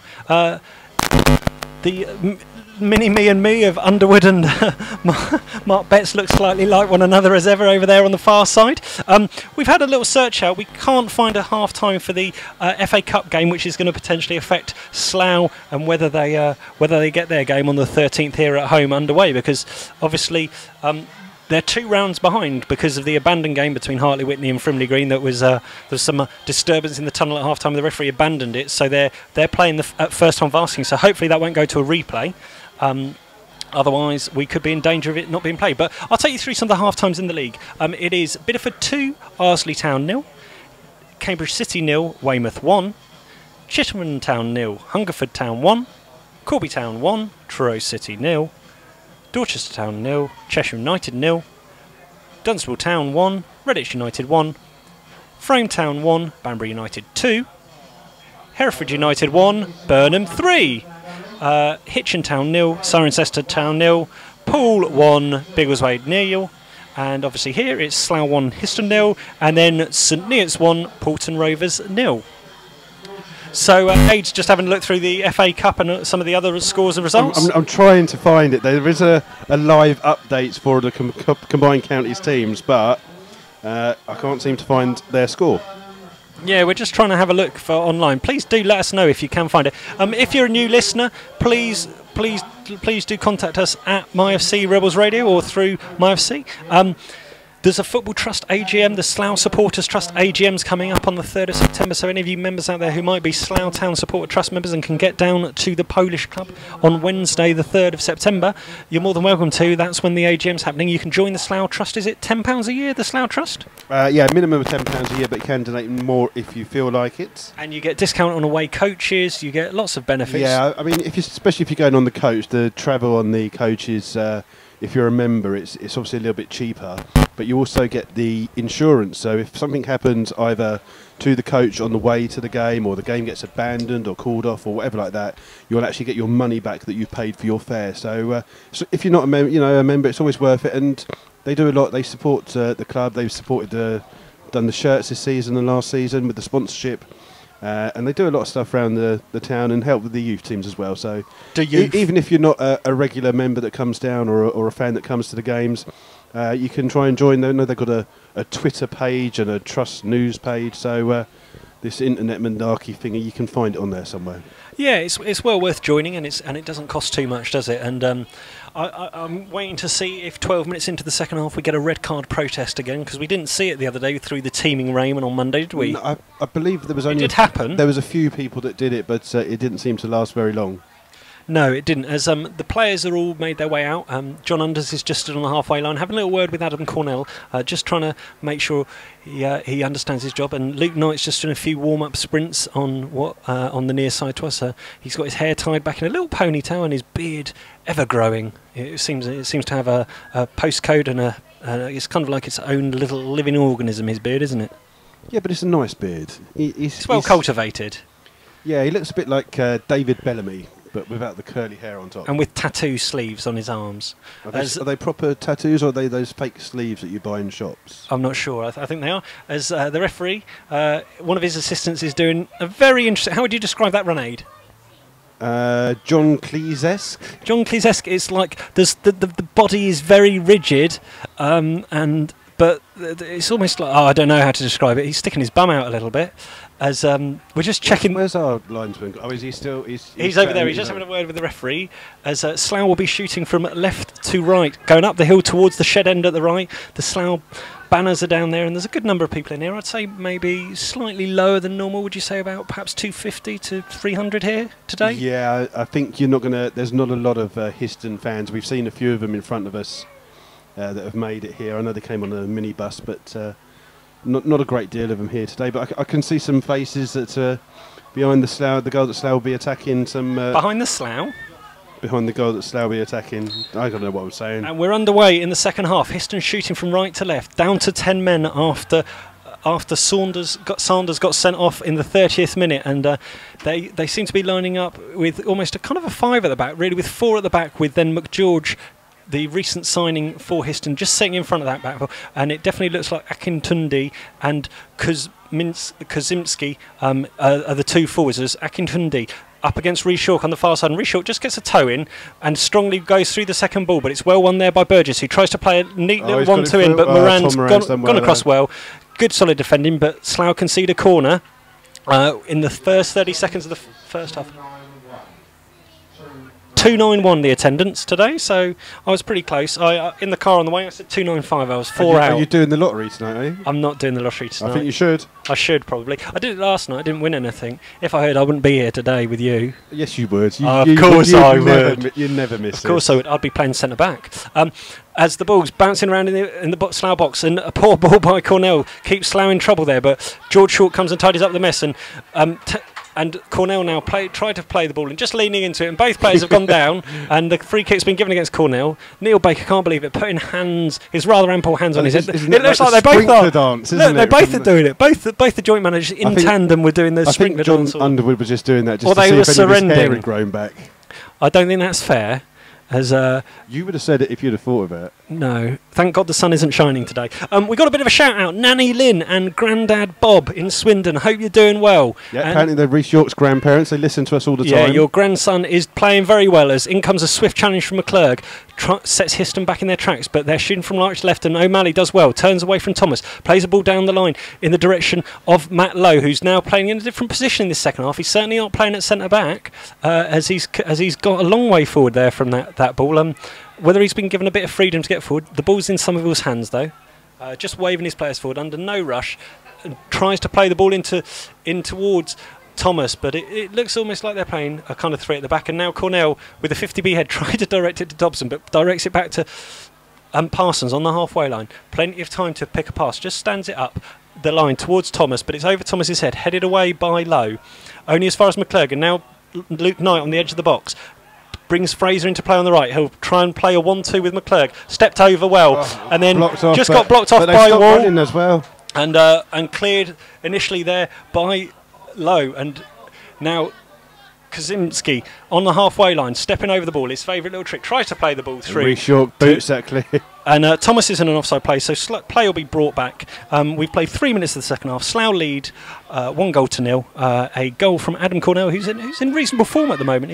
I know he didn't make the most of his chances against Chesham on Monday afternoon, but he scored 2 he scored 1 against Poulton, and then was in the right place at the right time. He seems to kind of find that natural goal scoring instinct. Yeah, he's never had a real run in the team, unfortunately. I mean, last season we obviously had the goal scoring exploits of Johnny Dyer and Ed Smith up front, and Adam was more used as a kind of super sub, as you kind of call it, but he needs a real decent run in the team. He's a very good player, and he's got a lot of skill. He could do quite well in this league. But he just needs the games, really. Yeah, I think he does need some game times, as does Jake Parsons, though I think maybe going out to get some game time at some other venues, because he's a very good quality player, and I think the management team rate him highly. He just needs to get his fitness back, as his brother Ryan Parsons advances down the left, crosses the ball in dangerously, but Lowe's there behind the ball, heads it clear, and now Burgess hooks the ball clear, and Kazimski tries to get a foot on it but doesn't manage it, and now the ball's played up the line, and Luke Knight will cut it out, pass it inside to the George Short, who's closed down by 3 Histon players, and now to McClurg. McClurg out left to Dobson. That's better by on the Slough, making the use of the extra man. They're making Histon run around here. This is their game plan. Short to Parsons, midway inside the half. flicks the ball in. Cornell holds it back, and he seemed to get pulled back, and Cornell pulled the trigger, but he seemed to be getting pulled back. He's won a corner at least, but he seemed to get just an arm round him and pulled back by Lowe there. Yeah, lovely touch. He's taken it past Lowe, and as he's turned past him, it looks like he's got a slight tug by Matthew Lowe, but the referee and the linesman haven't seen that, and he's had got a low shot tug, is what you're telling me. Sorry, Nanny Lynn and Grandad Bob. Sorry for lowering the tone of the programme that you're listening to. Not lowering the tone, yeah. I'm glad you're listening from Swindon. And if anyone else is listening, wherever you are, please let us know. As the Slough fans away to that goal to our right, just make their voices heard. As the corner's well dealt with there by Libertucci. And Thomas is down in front of us, just with Kazimski, who's stupid. He's an attacker, and he's absolutely brain dead here. He's done it 2 or 3 times where he's just run through the back of the players. He's just run into Daryl Thomas there, and Thomas was just going to guide that out. He was going to win a throw-in on the near side next to us, but he's given away a stupid foul, and it's going to give the chance of Dobson the chance to swing one into the penalty box. It's about 10 yards outside the box. 10 yards outside the box in equidistant direction, so 10 yards deeper than the box and 10 yards out towards this near touchline, very tight. And Dobson swings it in with his left foot in towards the near post, but well dealt with by White. By White, who's headed it straight up in the air. And Cornell trying to get it under control with his face. Handball. Seems to bounce up and hit the hand. There's nothing doing, but Dobson will have another opportunity. Cuts inside. He's going to pull the trigger. He pulls the trigger. It's hit players. It's fallen to Thomas. Thomas slashes, and it's wide and over the bar. But that was a clear handball in there, and no one. And I can't believe that the referee didn't see that, John. It's right in front of him. Was it ball to hand or hand to ball? I think Cornell's had the shot, and it's bounced down. It's hit the ground, and it's hit the player's hand. But he could have had a chance to move it out of the way. Yeah, but was it ball to hand or hand to ball? I think it's hand to ball. Oh, okay. Well, it's controversial. It kind of ricocheted. John O'Shea's brother Rick had a go in it. Yeah, but the Slough fans didn't seem to appeal for it, did they? No. Perhaps they were a little bit unsighted. The long clearance from O'Donnell goes up, and Fraser only heads it up in the air. He's under a little bit of pressure there, but he's done well. And Shaw looked to perhaps shove, but he's playing advantage, and he's now played in Kazimski, and Somerville's quick off his line, did well. Very well there, Jake Somerville. To dive at his feet, and he timed it very well. No chance of a penalty there, but if he'd have got it wrong, it could have been. So flat-footed a little bit there, Slough. The defence is perhaps back in the change rooms at half-time still, as we play 6.5 minutes, as Cornell's down in the lump. He's got after a tackle by Lowe. From Lowe, and the referee, if it's a head injury, the referee should stop it. But Cornell on his haunches, Shinner there from Somerville. He must have made sure that Fraser, it wasn't a head injury, or he would have carried on, would he? Yeah.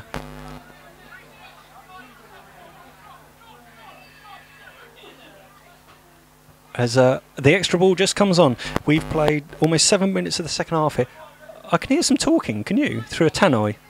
Or am I hearing voices? I think you're hearing voices. Okay, good.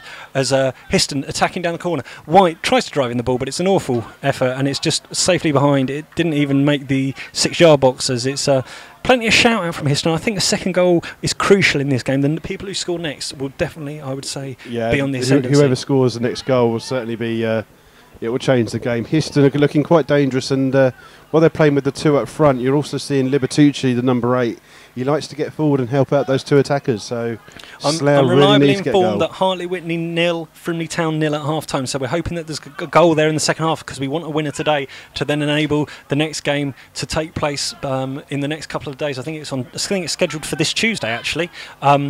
So that then Slough have an opportunity to get the game underway on the home game that's planned on the 13th. Although I'll be in France, so I don't really mind. Short ball to Dobson from Cornell, midway inside the half, but Dobson's facing towards his own goal, passes it out, does well, unselfish, passes it out to Parsons. Parsons cuts back inside to Rhys York, who's been doing very well this first half. Low ball to McClurg, plenty of space, turns on the ball, out to Fraser. Fraser up against the defender White, and tries to cross it in. Get blocked by White. It's a battle of 2 shorter players, but Fraser wins the ball back, plays it to George Short. George Short back to Moran. Moran going to go all the way home, but he underhits that a little bit, and Somerville's got to be on his toes here. Yeah, but Slough not making the most of that extra man again. They've got the ball, they're playing it around. No one seems to be doing anything, and they've ended up giving it away. But it was good chasing by the Histon number 11 there, Akintundi. He's done well to chase. And apparently his first name, although is strictly as with the league, is Oluwasuin, but apparently he's known as James. So we're going to call him James Akintundi. We'll just call him Akintundi. It's easier. Can we not call him James? I think James would be easier. But anyway, we call him Akintundi. If you're listening from Histon, welcome along. I hope you're enjoying the commentary. If you're listening from anywhere, please contact us at MyFC Rebels Radio. Let us know what's going on, what you're thinking. As first substitutes happen now for Histon, that happen under our noses, as Lewis McDonald has come on, and I think it's the left back there. White has made way. So White is off. And on is McDonald, who I think is probably more of a midfielder, so it will be interesting to see how that's a great effort there from it's Libertucci there. He's just had a from great the edge effort. of the box. Great shot, and Somerville did well to claw that away, didn't he? That was going right into the corner. Cracking save by Jake. So yes, in all that mix, the end result is a corner kick to Histon on the far side, right hand side, just a signal there from the corner taker, and we're just waiting for the ball to be clipped in towards the far post, wall underneath it, but well won then initially by York, and McClurg just trying to get in there, but it's McGeorge on the near side, chips it in towards the post. It's battling around, but Luke Knight has a little bit of time, chips the ball forward, and it's Thomas is going for the ball, and Thomas does well to get in there, hold it up. He's getting fouled a little bit, but chips it up the line, and now Cornell having a blow after it, and no nonsense there, and nearly the old man got it in the first half. The linesman, I mean, we're taking the mickey about he's got some glasses on, but he's got to clearly see that Thomas is having his shirt pulled there. As Fraser down in front of us gets the return from Dobson, back to Shaw. Shaw, it's all a bit tight up there, chips the ball up the line, it's all a little bit aimless. McGeorge will guide that out for a goal kick to Histon, and Slough just need to get their foot on the ball here. Yeah, you honestly can't tell that Histon are down to 10 men. They're playing very, very well. Slough not making the use of it. And it's often the case with Slough. They don't seem to change the way of playing and capitalise on the areas and the space that they've got. And it certainly looks like the substitute McDonald is playing perhaps quite an advanced role, as Burgess just gets back and flicks the ball out. But it'll be a Slough throw, and Fraser looking up the line towards Cornell. Cornell sandwich wins the first header, and then McDonald hooks it clear. Short is going to get booked here, I think. Yeah. He's done too many of those as George Short, and he's going to go into the book on the 56th minute here, just for persistent fouling. As my friend Aid scrabbles for a pen. Yeah. Got to be done. The sky seems to be clearing, seems to be lightening, although there are some ominous clouds away to our right-hand side. The substitute McDonald is on the ball. He looks like a right-footed left-back, which perhaps might be just down to their squad numbers. I can hear music. Can you hear music? It's the young lad sitting there playing on his iPad. Okay, it's good. I'm not going mad, so I might have been hearing voices and music, but it is actually there. As the ball's bouncing around up there, and it's now low, under a lot of pressure from Dobson. Does well, gets the ball down, looks to chip the ball through into Kazimski. Well. Kazimski pokes it past. Oh, it's a... Pokes it past Somerville on the turn. Did very well, and just pokes it wide of the post. And it's poor play by Slough.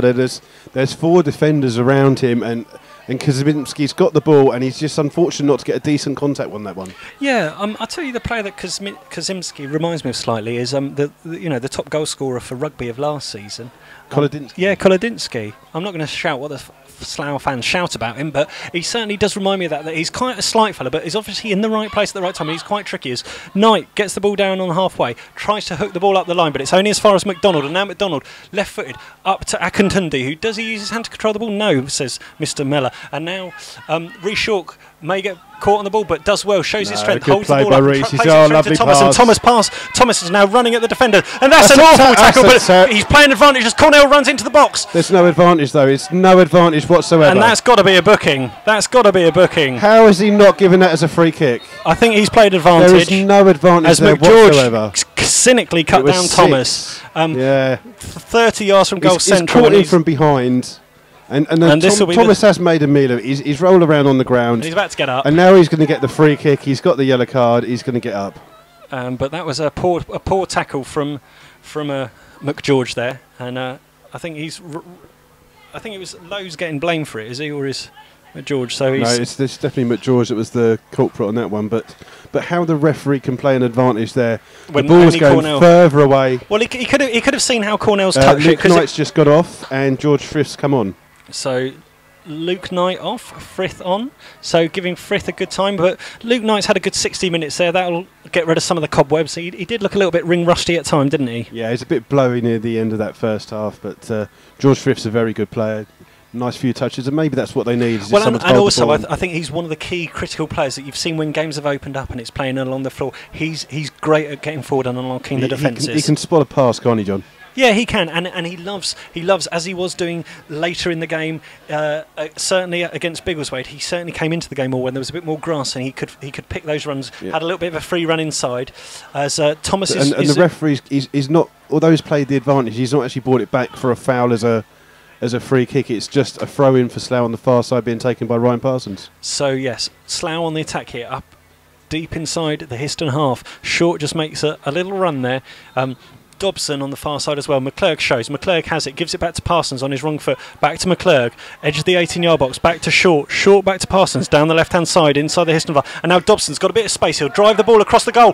Touched it by McClurg and it's just wide, but the assistant's flag was up. And Super Kev's just trying to signal in front of us to get Thomas back on. He was actually Super Kev was actually holding on to Darryl Thomas's shirt to stop him from running back on. And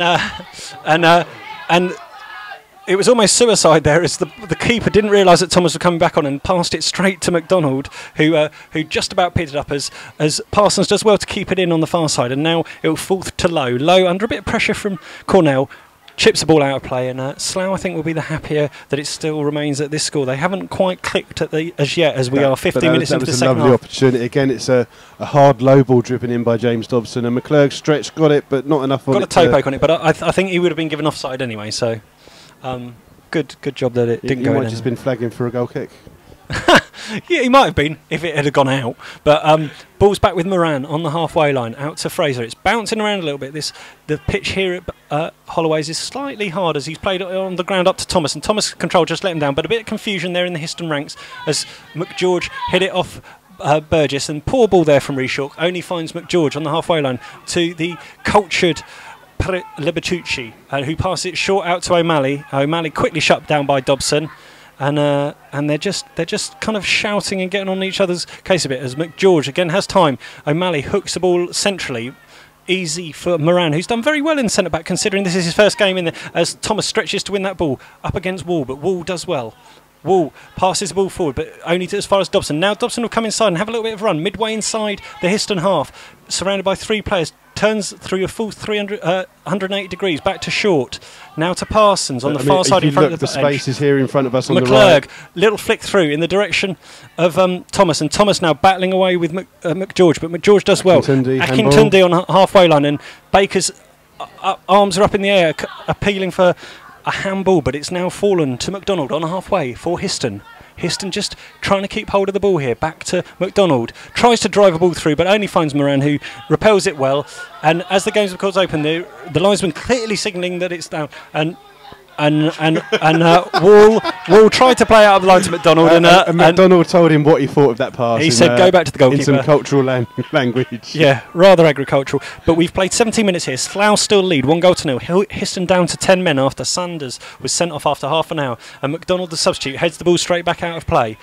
Fraser with the ball throws it short to George Short. George Short listens to my famous commentator friend to my left and pass it out to Ryan Parsons, who's got plenty of space in front of him. McClurg making a good little run there, and good skill by Parsons looks to cross the ball in, but well shut down by McGeorge, who seems to be doing a really good kind of almost like job in front of the back four. Dobson just takes a slight heavy touch there, but it's cleared out by Low. But Dobson looking quite lively as grey clouds come in from the right hand side to just make it a little bit darker. A substitution. There's another substitution. No, for Slough. And for Slough. So it's 9 Thomas off, and it's Alex Witham coming on. And 15 for 6 on Histon. That's Randall for McGeorge. Which is strange, because I thought McGeorge had been doing a good job. So, sorry, Randall's on. So now Randall on. Yeah, so Randall apparently he's making his kind of first team debut. I think here he hasn't as yet played for them. I think he's come through the youth teams and youth rankings. He's quite a slight player. He looks quite young, doesn't he, Randall? Yeah, he does. But I mean, Thomas didn't look like he was injured there. But maybe from that tackle from McGeorge, he has got a bit of a niggle, and also he may just be getting a bit tired. It could be a tactical substitution as well, because you're taking off a forward and you're putting on what is generally a centre midfielder, but it could well be that they're giving Alex Whittam the opportunity to play in the hole, and now Dobson's gone up top, and Dobson on the far left-hand side, surrounded by O'Malley, tries to cross it with his right foot, cleared well by Lowe, and only as far as the far touchline. Unders holds the ball well. Short pass there by it's Parsons, throws it up the line. Cornell gets it in front of the Berghain on the far side, ball at his feet, plays it off O'Malley, and now it's cleared well off his own man by the Histon players on the far side. Obviously he's upset. O'Malley must have upset his fellow player there. Libertucci smacked it off O'Malley. O'Malley couldn't get out of the way fast enough. Poor throw there by Parsons. Only finds the substitute Randall. But Fraser now got an opportunity up against McDonald on the near side, just down in front of us. Pass it back to Moran. Moran plays it up to Whittam's feet. Alex Whittam on the near side, cuts inside. Plays a crossfield ball all the way to Parsons, who does well to cross it in, but Slough penning back Histon here.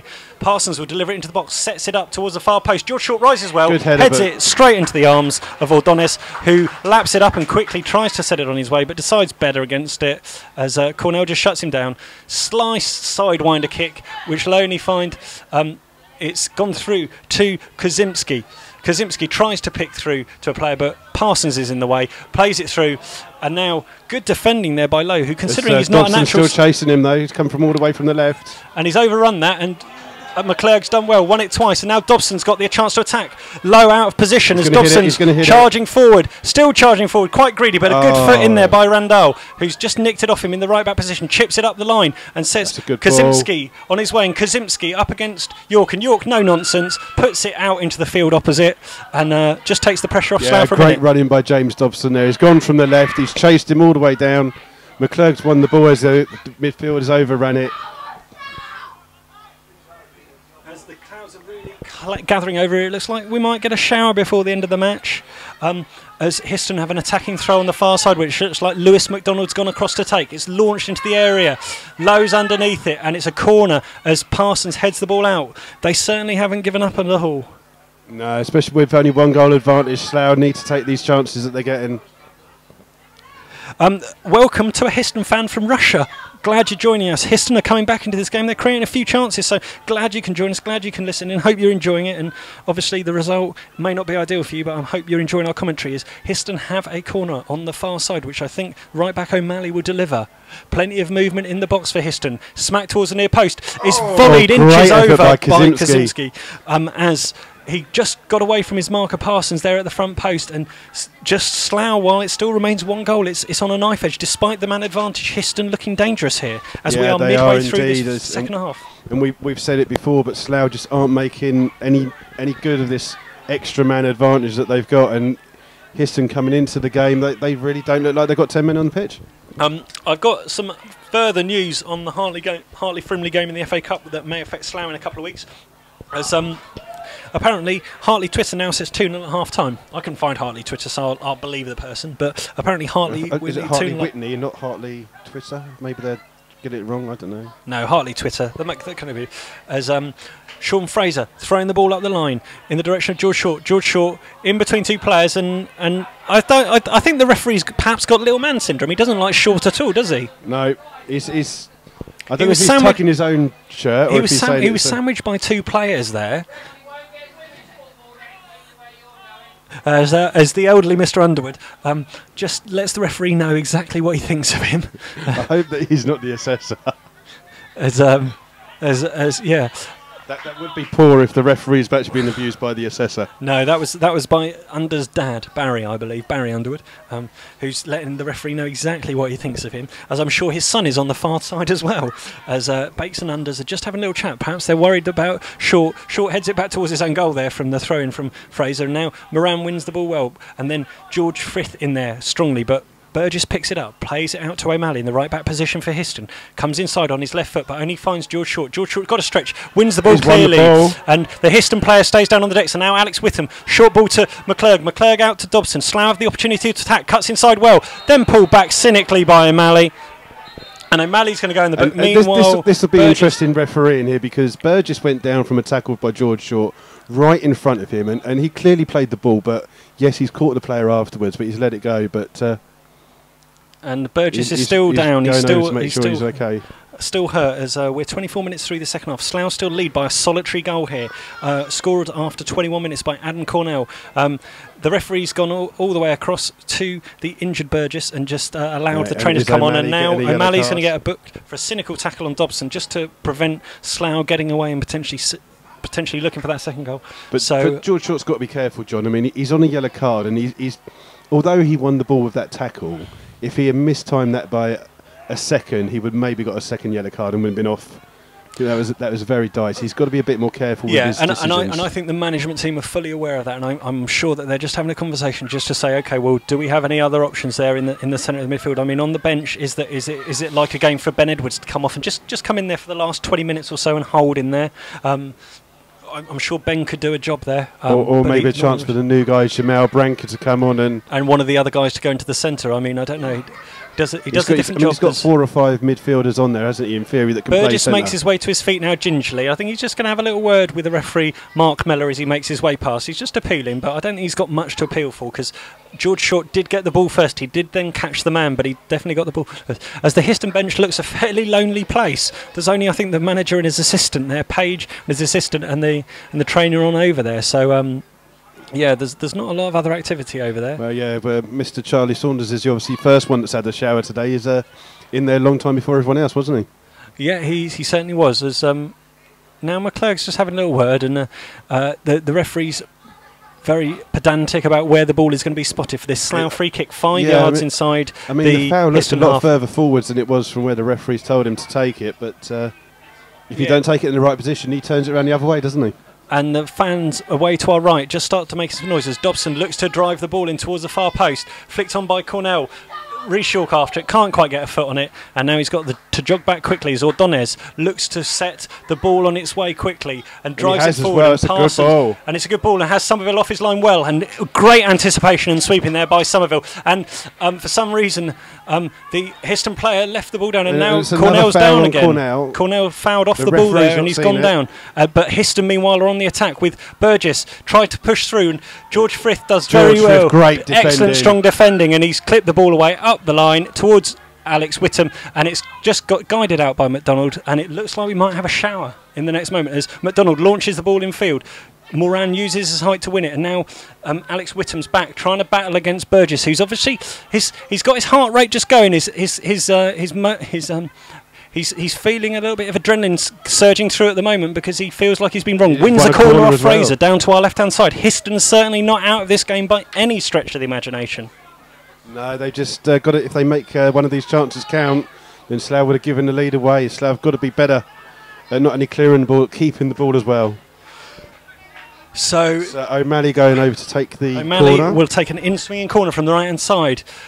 Histon gambling with a few players, big players forward, like Wall, like Lowe, and also the tall Burgess in the box. It's driven in, and Short gets a header on it, but it's not a lot of head on it, and it's all the way across to the far side and out on the far side for another corner, which Kazimski will look to take. But no, he's leaving it once again, and O'Malley's going back across. O'Malley's having a bit of a run, doing some doggies all the way across the far side. And this is where the corner where Kazimski had that volley that just went over about 5-10 minutes ago, John. So Slough got to be careful.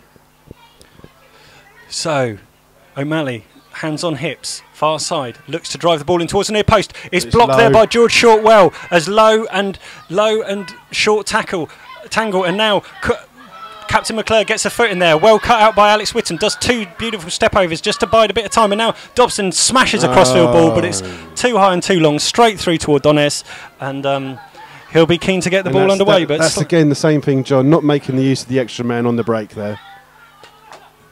As McDonald, right-footed from the left-back position, curls the ball forward, and Kazimski will keep the ball in down in that far left-hand corner, shadowed by Moran, doing his best to keep the ball. Passes out left. Now, just short to McDonald, so now McClurg tries to clear out the line. Now, Frith on the ball. Frith dancing around, just tries to win the throw-in, but McDonald tries to clear the ball back in. But now Frith, with his quick feet, wins the ball, sets it to Alex Whittam. Now out left to a great ball to Dobson, who's got plenty of space on the halfway line. O'Malley coming across, but he's on a booking. But Dobson doesn't run him.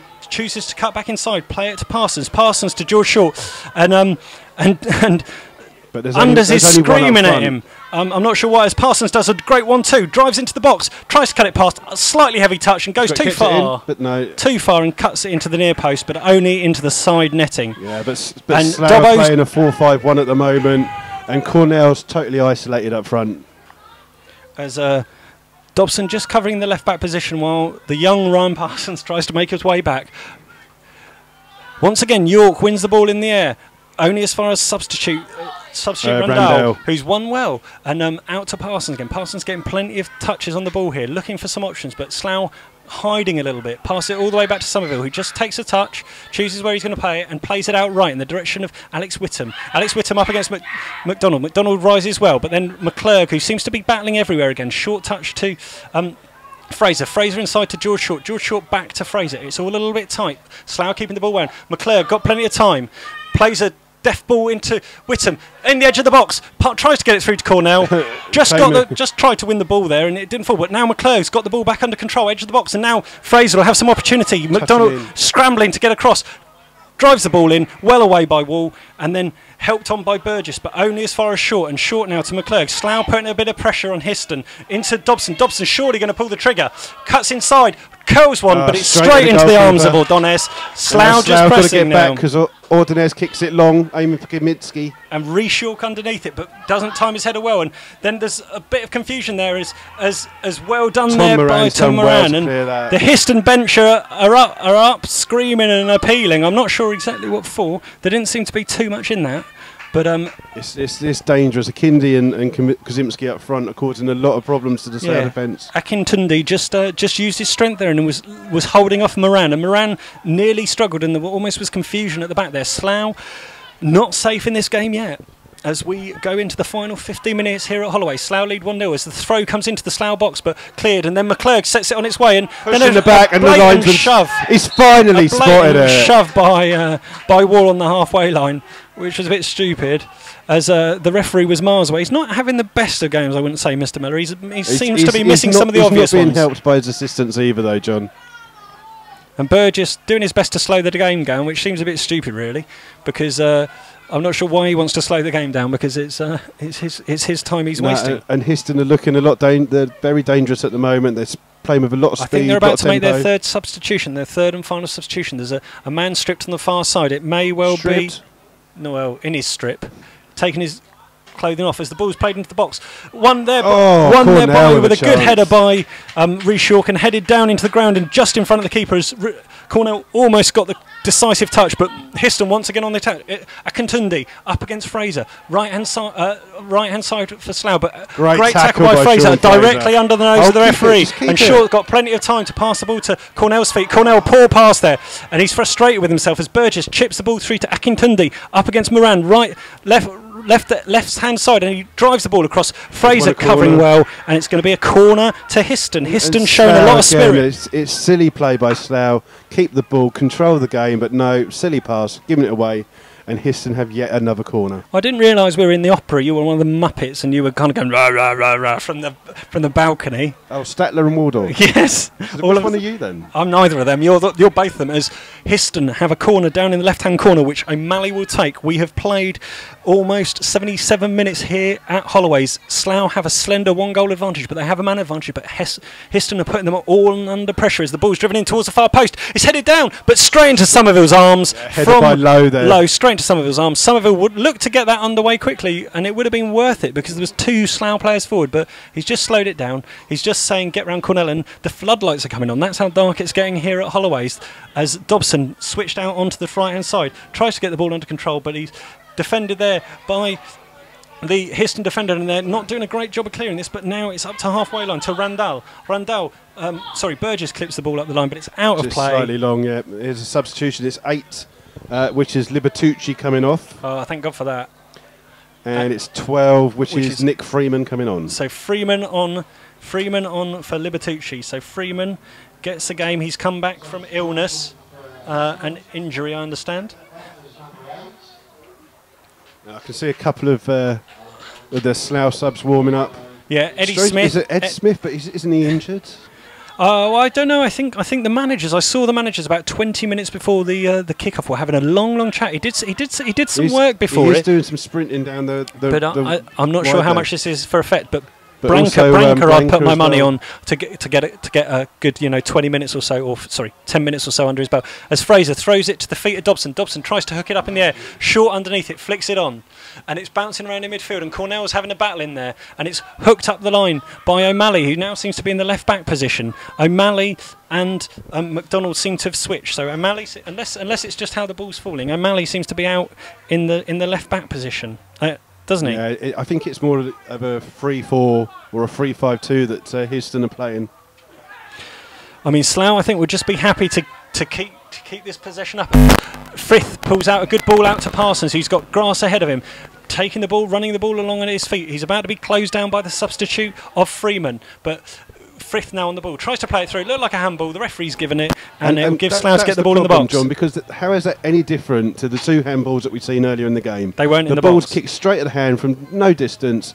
The one in the penalty area wasn't given, and one before in the early part of the game was, and so was that one. And I think once again, Burgess, ever since he's been fouled, or ever since he thought he was fouled by George Short, and he definitely wasn't, he's been opening his gob to every single decision by Mellor, and Mr. Mellor's not very happy, so he's called over the captain Wall and his own player, and we're going to see the debut for Branca as well. Branca is coming on. And it's 7 Cornell coming off, So Cornell is off. So no strikers on the pitch for Slough. Yeah, which is an interesting thing. So Branca on. And Cornell, the goal scorer, is Can Branca actually play up front? I know he's more of a winger, but... yeah, well, I think Dobson might well go up there. I mean, otherwise we're going to play a kind of Barcelona-esque style football. Yeah, I would say so. Rather than a 4-4-2, we might be playing a 4-6-0. We're going to see how it goes anyway. So Dobson has the opportunity to get the ball into the box. From the near side, Branca makes his home debut. He's recently come on. So he's just going to get some minutes here, and it'll be interesting to see what impression he makes on the assistant and then on the management team. Here we go. As Dobson flings the ball into the box, it's bouncing around. It falls off, it hits wall, but then goes toward Ordonez. And Ordonez races towards the box, and he's going to try and set the substitute of Freeman on his way, but Fraser comes across, left foot swinger, higher than more distance on it, and it's now out on the right with Freeman. Freeman into the box towards Akintundi, and it's bouncing around, and he's given a penalty against Parsons. That is stupid. I couldn't really see what was going on there, but the Slough management team, Under's almost in a praying position and Bake's sat on the wall. As and they're doing rock, paper, scissors to decide who takes the penalty. You don't often see rock, paper, scissors. So it's 15 who's just lost out. So that's Randall. Randall, and it's going to be the new sub Nick Freeman. And Freeman's going to have an opportunity to score an equaliser. And Histon have scored quite a few penalties this season, haven't they? Two of their goals have come from penalties already. So yeah, is this going to be the leveller and a sucker punch for Slough? Freeman against Somerville, down in our left-hand corner. Freeman stands, hands on hips. I don't think I've ever seen Jake save a penalty, so it's be good for the first time to be now.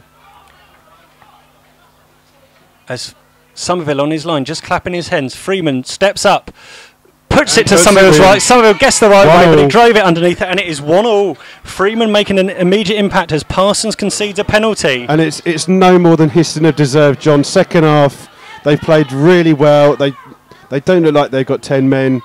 Maybe if they'd have played with 11, they'd be higher up in the league, because it's not the first time they've been down to 10. But no, and Slough now have the problem that they do not have a natural striker on the pitch to score the goals. Slough aren't going to be very happy here. It'll be interesting to see what the locals think, because it could be a killer row.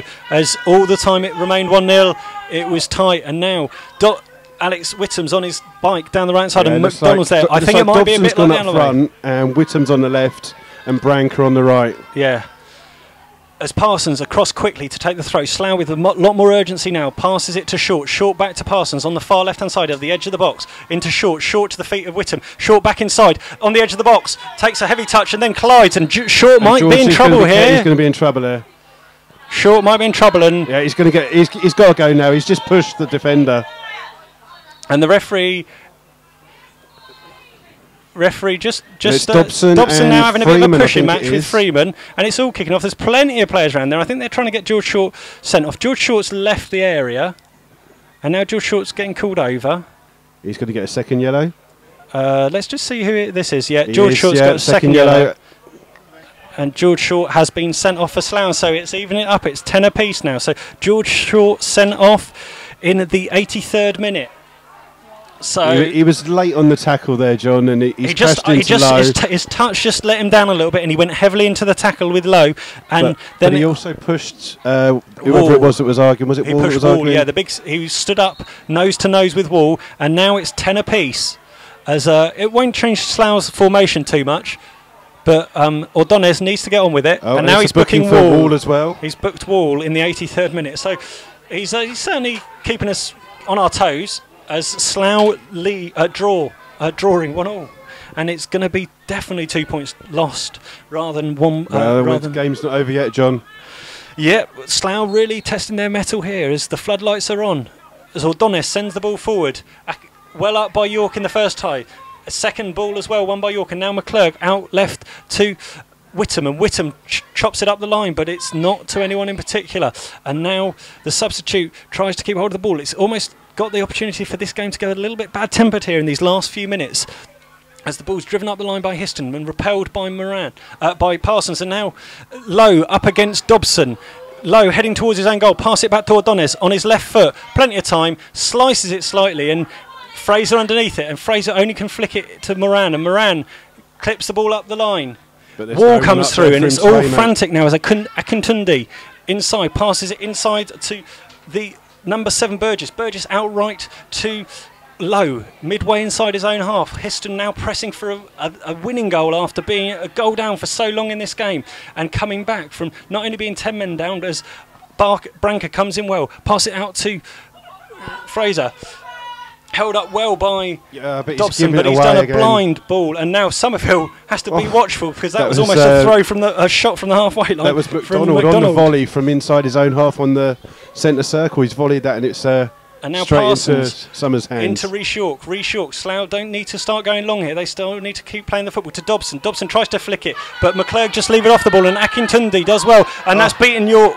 But it's back, and Parsons doing a good job covering there from the right winger now of Freeman, and now Alex Whittam trying to have a battle in there against Lowe, and Lowe's gone to ground. He's lost the ball clumsily, but misplaced pass there, and well cut out there by O'Malley, who's had a strong game for Histon. O'Malley driving down the left hand side, cuts inside. He's going to pull the trigger at some point, but he overruns the ball. That's a strong tackle. He's going to go. So now it's 9 versus 10 with O'Malley gone. O'Malley's gone. Second yellow card. O'Malley's been sent off now. So it's 9 versus 10. This is really keeping us guessing, ladies and gentlemen, as we're in the 86th minute, and O'Malley's been booked. He's been booked twice in 20 minutes, and he's now been sent off. So it's 10 versus 9. But still, score is 1-1. Score is still 1-1. O'Malley, I can't even see where he is, actually. I can't see where he's gone. He's still on the pitch. Where is he? He's just walking off in front of us now, taking his time. He needs to get a move, and the referee needs to. Seen it. No, he's watching him. He's got his eyes focused on him. He's definitely not making his way off very quickly. As Ordonez just gives him a little tap, and it looks like Kaczynski is making his way all the way back to try and defend us. Histon only have 9 players on the pitch. The last time Slough played against 9, they lost 2-1 in the last minute goal to Merthyr Tydfil. So let's hope that's not going to repeat itself here.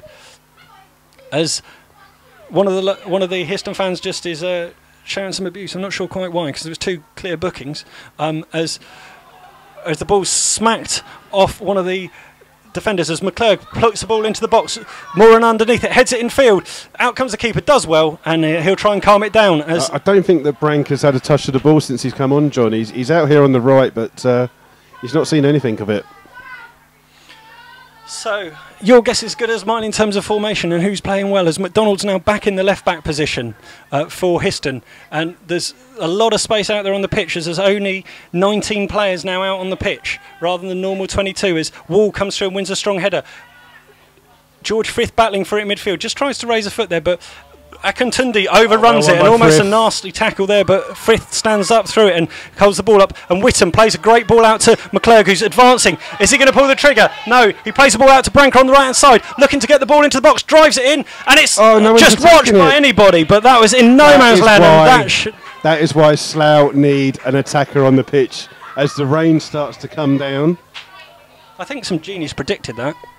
Was it? Who was that? Aristotle or something. I'm not quite sure. As we go into the final couple minutes of the normal 90 here, people just start to gather under the shelter as the rain comes down. In this dark scene here we have at Holloways, it is Slough Town 1, Histon Town 1. Histon with 9 players, Slough with 10. It hasn't really been that dirty a game, if I'm honest, has it? It's not, but I mean, if you look at it, the yellow cards are definitely yellow cards, and the referee's got every single decision right. Yeah, and I mean, yes, he has got those critical decisions right, and now Wall up against Dobson, and Wall's all over Dobson there, but it's well won there, and Frith puts the ball forward, Whittam puts the ball forward and Branker's after it, and McDonald's just doing the safe thing and putting the ball out the ground, and Slough will have an opportunity to get bodies and players forward into the box, and Baker's quick to kick the ball all the way across the pitch. But if you look at the Slough heads are down, there's no leadership, no one's encouraging. This is where we need the fans behind the goal to try and suck that ball in, as Slough throwing every man. Tom Moran's just running forward. 9 of their players up forward into the box. But no one's the ball's getting the around, ball and Dobson's going to drive the ball in. Dobson clips the ball in, but it's a poor cross. Oh. He's going to have a second chance at it. He steps on the ball, and now Histon might have the opportunity to break away. It's Freeman as with out the ball. comes Freeman. Freeman, great pass across to Akintunde, who's in a foot race up against Whittam and Parson. And Whittam does well, wins the ball. He's gone all the way home to Somerville. Somerville chips the ball forward in the direction of Frith, but it's out on the Slough dugout on the far side. Yeah, as we go into injury time here. I think Histon quite happy to hold out for a draw now they've got that goal. Yeah, and now they've gone down to 9 men. As we go into injury time, there should probably be at least 2 or 3 minutes here. John Underwood anxiously looking at his watch, biting his fingernails on the far side, as Parsons heads the ball up and clear, but only as far as McDonald. McDonald trying to keep the ball in play, trying to slow things down, hooks the ball forward, but only finds York. It bounces awkwardly in front of him, and York then volleys it up to halfway line. Branker flicks the ball on, but there's not enough players being committed forward, and slice clearance there. Out there. And it's been handled out there as well. As we're in the 46th minute here at Holloways. Drama here all afternoon. It's certainly been entertaining. It hasn't been the highest qualities. Dobson turn and blind hooks it all the way across to the far side, and Whittam, great touch on the far side with McDonald up against him, cuts inside, looks to try and pull the trigger, plays it to Dobson's feet. Dobson cuts it round past Lowe, tries to do it, but he commits a foul, and just Dobson get off the ball and let him take it quickly, because well, no, don't want to take it quickly. We don't want Histon having a chance to score. But they haven't got anyone playing forward at the moment. They're really slowing it down. Ordonez is just doing his best to do this. Histon have worked very hard, John. They've been down to 10 men since half an hour of the game, and they've worked really, really hard to get into this game. Second half, arguably the better team in the pitch. As Ordonez smacks the ball forward long, Moran underneath it, wins it well, but it's up in the air. Needs to be hooked on by Frith, and only is, but it's only cleared out. So Slough need to get a move on with this. Don't wait for Fraser, but Fraser's taking the throw in on the halfway line, chucks it upfield to Dobson. Dobson's got plenty of space, but manages to dissect 2 players. Fraser now chips the ball forward, but it's only to Wall. Wall heads it out into midfield. McClure's got plenty of time and space to volley it across to left back position to Parsons, who's on the halfway line. Just overran the ball slightly. McClure back on the centre spot, looking for options, looking for a simple ball. He's chipped the ball out left to Whittam, and Slough need to commit. Under's ushering people forward, and Whittam cuts inside, back to Parsons. Parsons needs to deliver the ball, steps it up towards the far post. Branker underneath it, headed away by Freeman, and Freeman. Chasing it. It's a Slough have got another throw in. Fraser with it. Fraser misses it altogether, and now we go all the way back to York, and does well to make up for his mistake. And now York, 10 yards inside the half, driving forward. He doesn't need to worry. Go forward, Reese, as he passes the ball out to McClurg on the far side. McClurg, poor cross in, but he's lofted it towards the far post, and the keeper slipped as he nearly jumped, but he's got hold of it well. As we have played 47.5 minutes here, Rebels will be distraught at this if it stays 1-1. Yeah, drop points again, and again not taking your chances, John.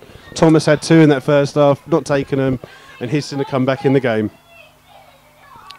As Ordonez finally clears the ball off the ground, Fraser underneath it, and both players underneath it, and it's gone all the way out through for a goal kick. How long is Mr. Muller playing? Both watches. How long is it? We've played 48 minutes here. He's just put his fingers up and said 2 minutes to someone that's just either that, or he was telling someone to go away in no uncertain terms. As Reece York, acres of space, as Kosminski is dropped deep, plays the ball along the floor, but Branker on it. Branca plays the ball in Oh, it's a between good and Fraser's pass, but after no. it, but it's overhit and no messing from Captain Wall, who's had a solid enough game at the back. Yeah, very good, very solid, as well as Lowe, his partner at the back as well. And they played 3-5 or 3-4-3 or 3-4-2 it was. The Histon fans around us are screaming that it's time, but not everyone's agreeing with them here at Holloway's. There's a long throw coming in off the near side. People fighting in the box. Moran up there, Reshawk up there, Branca in the box, Fraser on the end. Short to Fraser. Fraser back to Dobson. Dobson will drive it in first time towards the back stick. Headed up in the air by Kaczynski. Mooring after it. Now taken down by Frith, but it's missed. And now only out as far away as Parsons, who's the only man back, does well. Just cuts inside. And it looks like Kaczynski's got a touch there as Dobson tries to race against it. But once again, Slough will have a throw in. But no one seems to be in there. But look, no one wants to take it. As we've played 49 minutes here. 49 minutes, and it's back to Moran. Moran back to Reshawk. Reshawk on his own halfway line, driving forward with Freeman, the goal scorer for Histon, in pursuit. Pass it through, but it's overhit. No, it's not, is it? It's overhit, and Whittam on the far side can't keep it in. And I think that will be that. I think we've played 49.5 minutes. Full-time Hereford 2, Burnham 5. Burnham scoring 5 on the road. Unbelievable that's there. Terrible. They're obviously picking up now. Histon are screaming for full-time here as O'Donoghue just slows it down, and it'll be interesting to see the reaction at the full-time as Slough players have put a shift in, but they just haven't executed quite well enough for them. No, they're lacking a striker that puts the chances away. But still we play on as Mellor is happy to let play continue and flicked on by Moran. McClurg then up to Dobson. Dobson flicks it over and Whittam's in a foot race up against Burgess, and Burgess does well, gets all the way across, but he's conceded the throw-in. Slough needing to pile bodies forward. As throw it in quickly because he's going to blow up any second soon. Parsons looking to throw. Branca's gone across. Branca just standing in the ball to Reshawk, who's up on the edge of the box. Is he going to pull the trigger? Reshawk pulls the trigger. High and wide, kills a fan behind the goal, and I'm pretty sure that is going to be that. I don't think he's killed a fan, but he's hit the fan with the ball. But that's it. And game over. And we played a whole 50 minutes in that second half. Histon clawed their way back, got a point. It'll be interesting to see what the referee says. Histon players out on their feet. They've put a real shift in. They worked bloody hard. Yeah, and they deserve that point today, John. Reshawk, well-deserved man of the match for Slough. He seemed to be everywhere for it. And yeah, the only thing that Reshawk hasn't done today, actually, John, is score a goal. Yeah, and just at the end, you thought, is it written in the stars as he drove forward towards the edge of the box, slashed it, but unfortunately his shot was high and wide. But, as the Slough players make their way off. There's no one arguing with the referee about any of his decisions. No one's complaining. I think he's got the key decisions right today, John. Yeah, as the Histon players just start to make their way over to the referee, shaking hands that all the Slough players are making their way off. There's a reasonable hand from the Slough fans behind the goal. Not a defeat, at least they got a draw, but it's not the result that Slough wanted, certainly after being 1 goal in the lead for such a long time and against 10 players. They just didn't have that clinical edge again. No, they're lacking a real finish to the game. And so it was, it was poor. It was poor and a poor result. A poor day at the office, and we go again, and we have to see how Slough now get on as they travel next week to Weymouth and Poole, 2 really tough away fixtures, and they'll want to get something from it. As the assistant of Histon seems to be chatting to the referee, and just trying to make. The referee's just explaining his decisions. Yeah, and I don't think they can have too much to complain about. That sending off was a clear sending off. I think the only one that we maybe didn't see properly was the penalty, John. It was a bit crowded in there. We couldn't ourselves see a proper foul, could we? No, we couldn't. So that's it from Holloway's. It's finished Slough Town 1, Histon 1. Aidan and I will say goodbye. We'll join you next week at the normal time from Weymouth, but until then, we'll say goodbye. Thank you.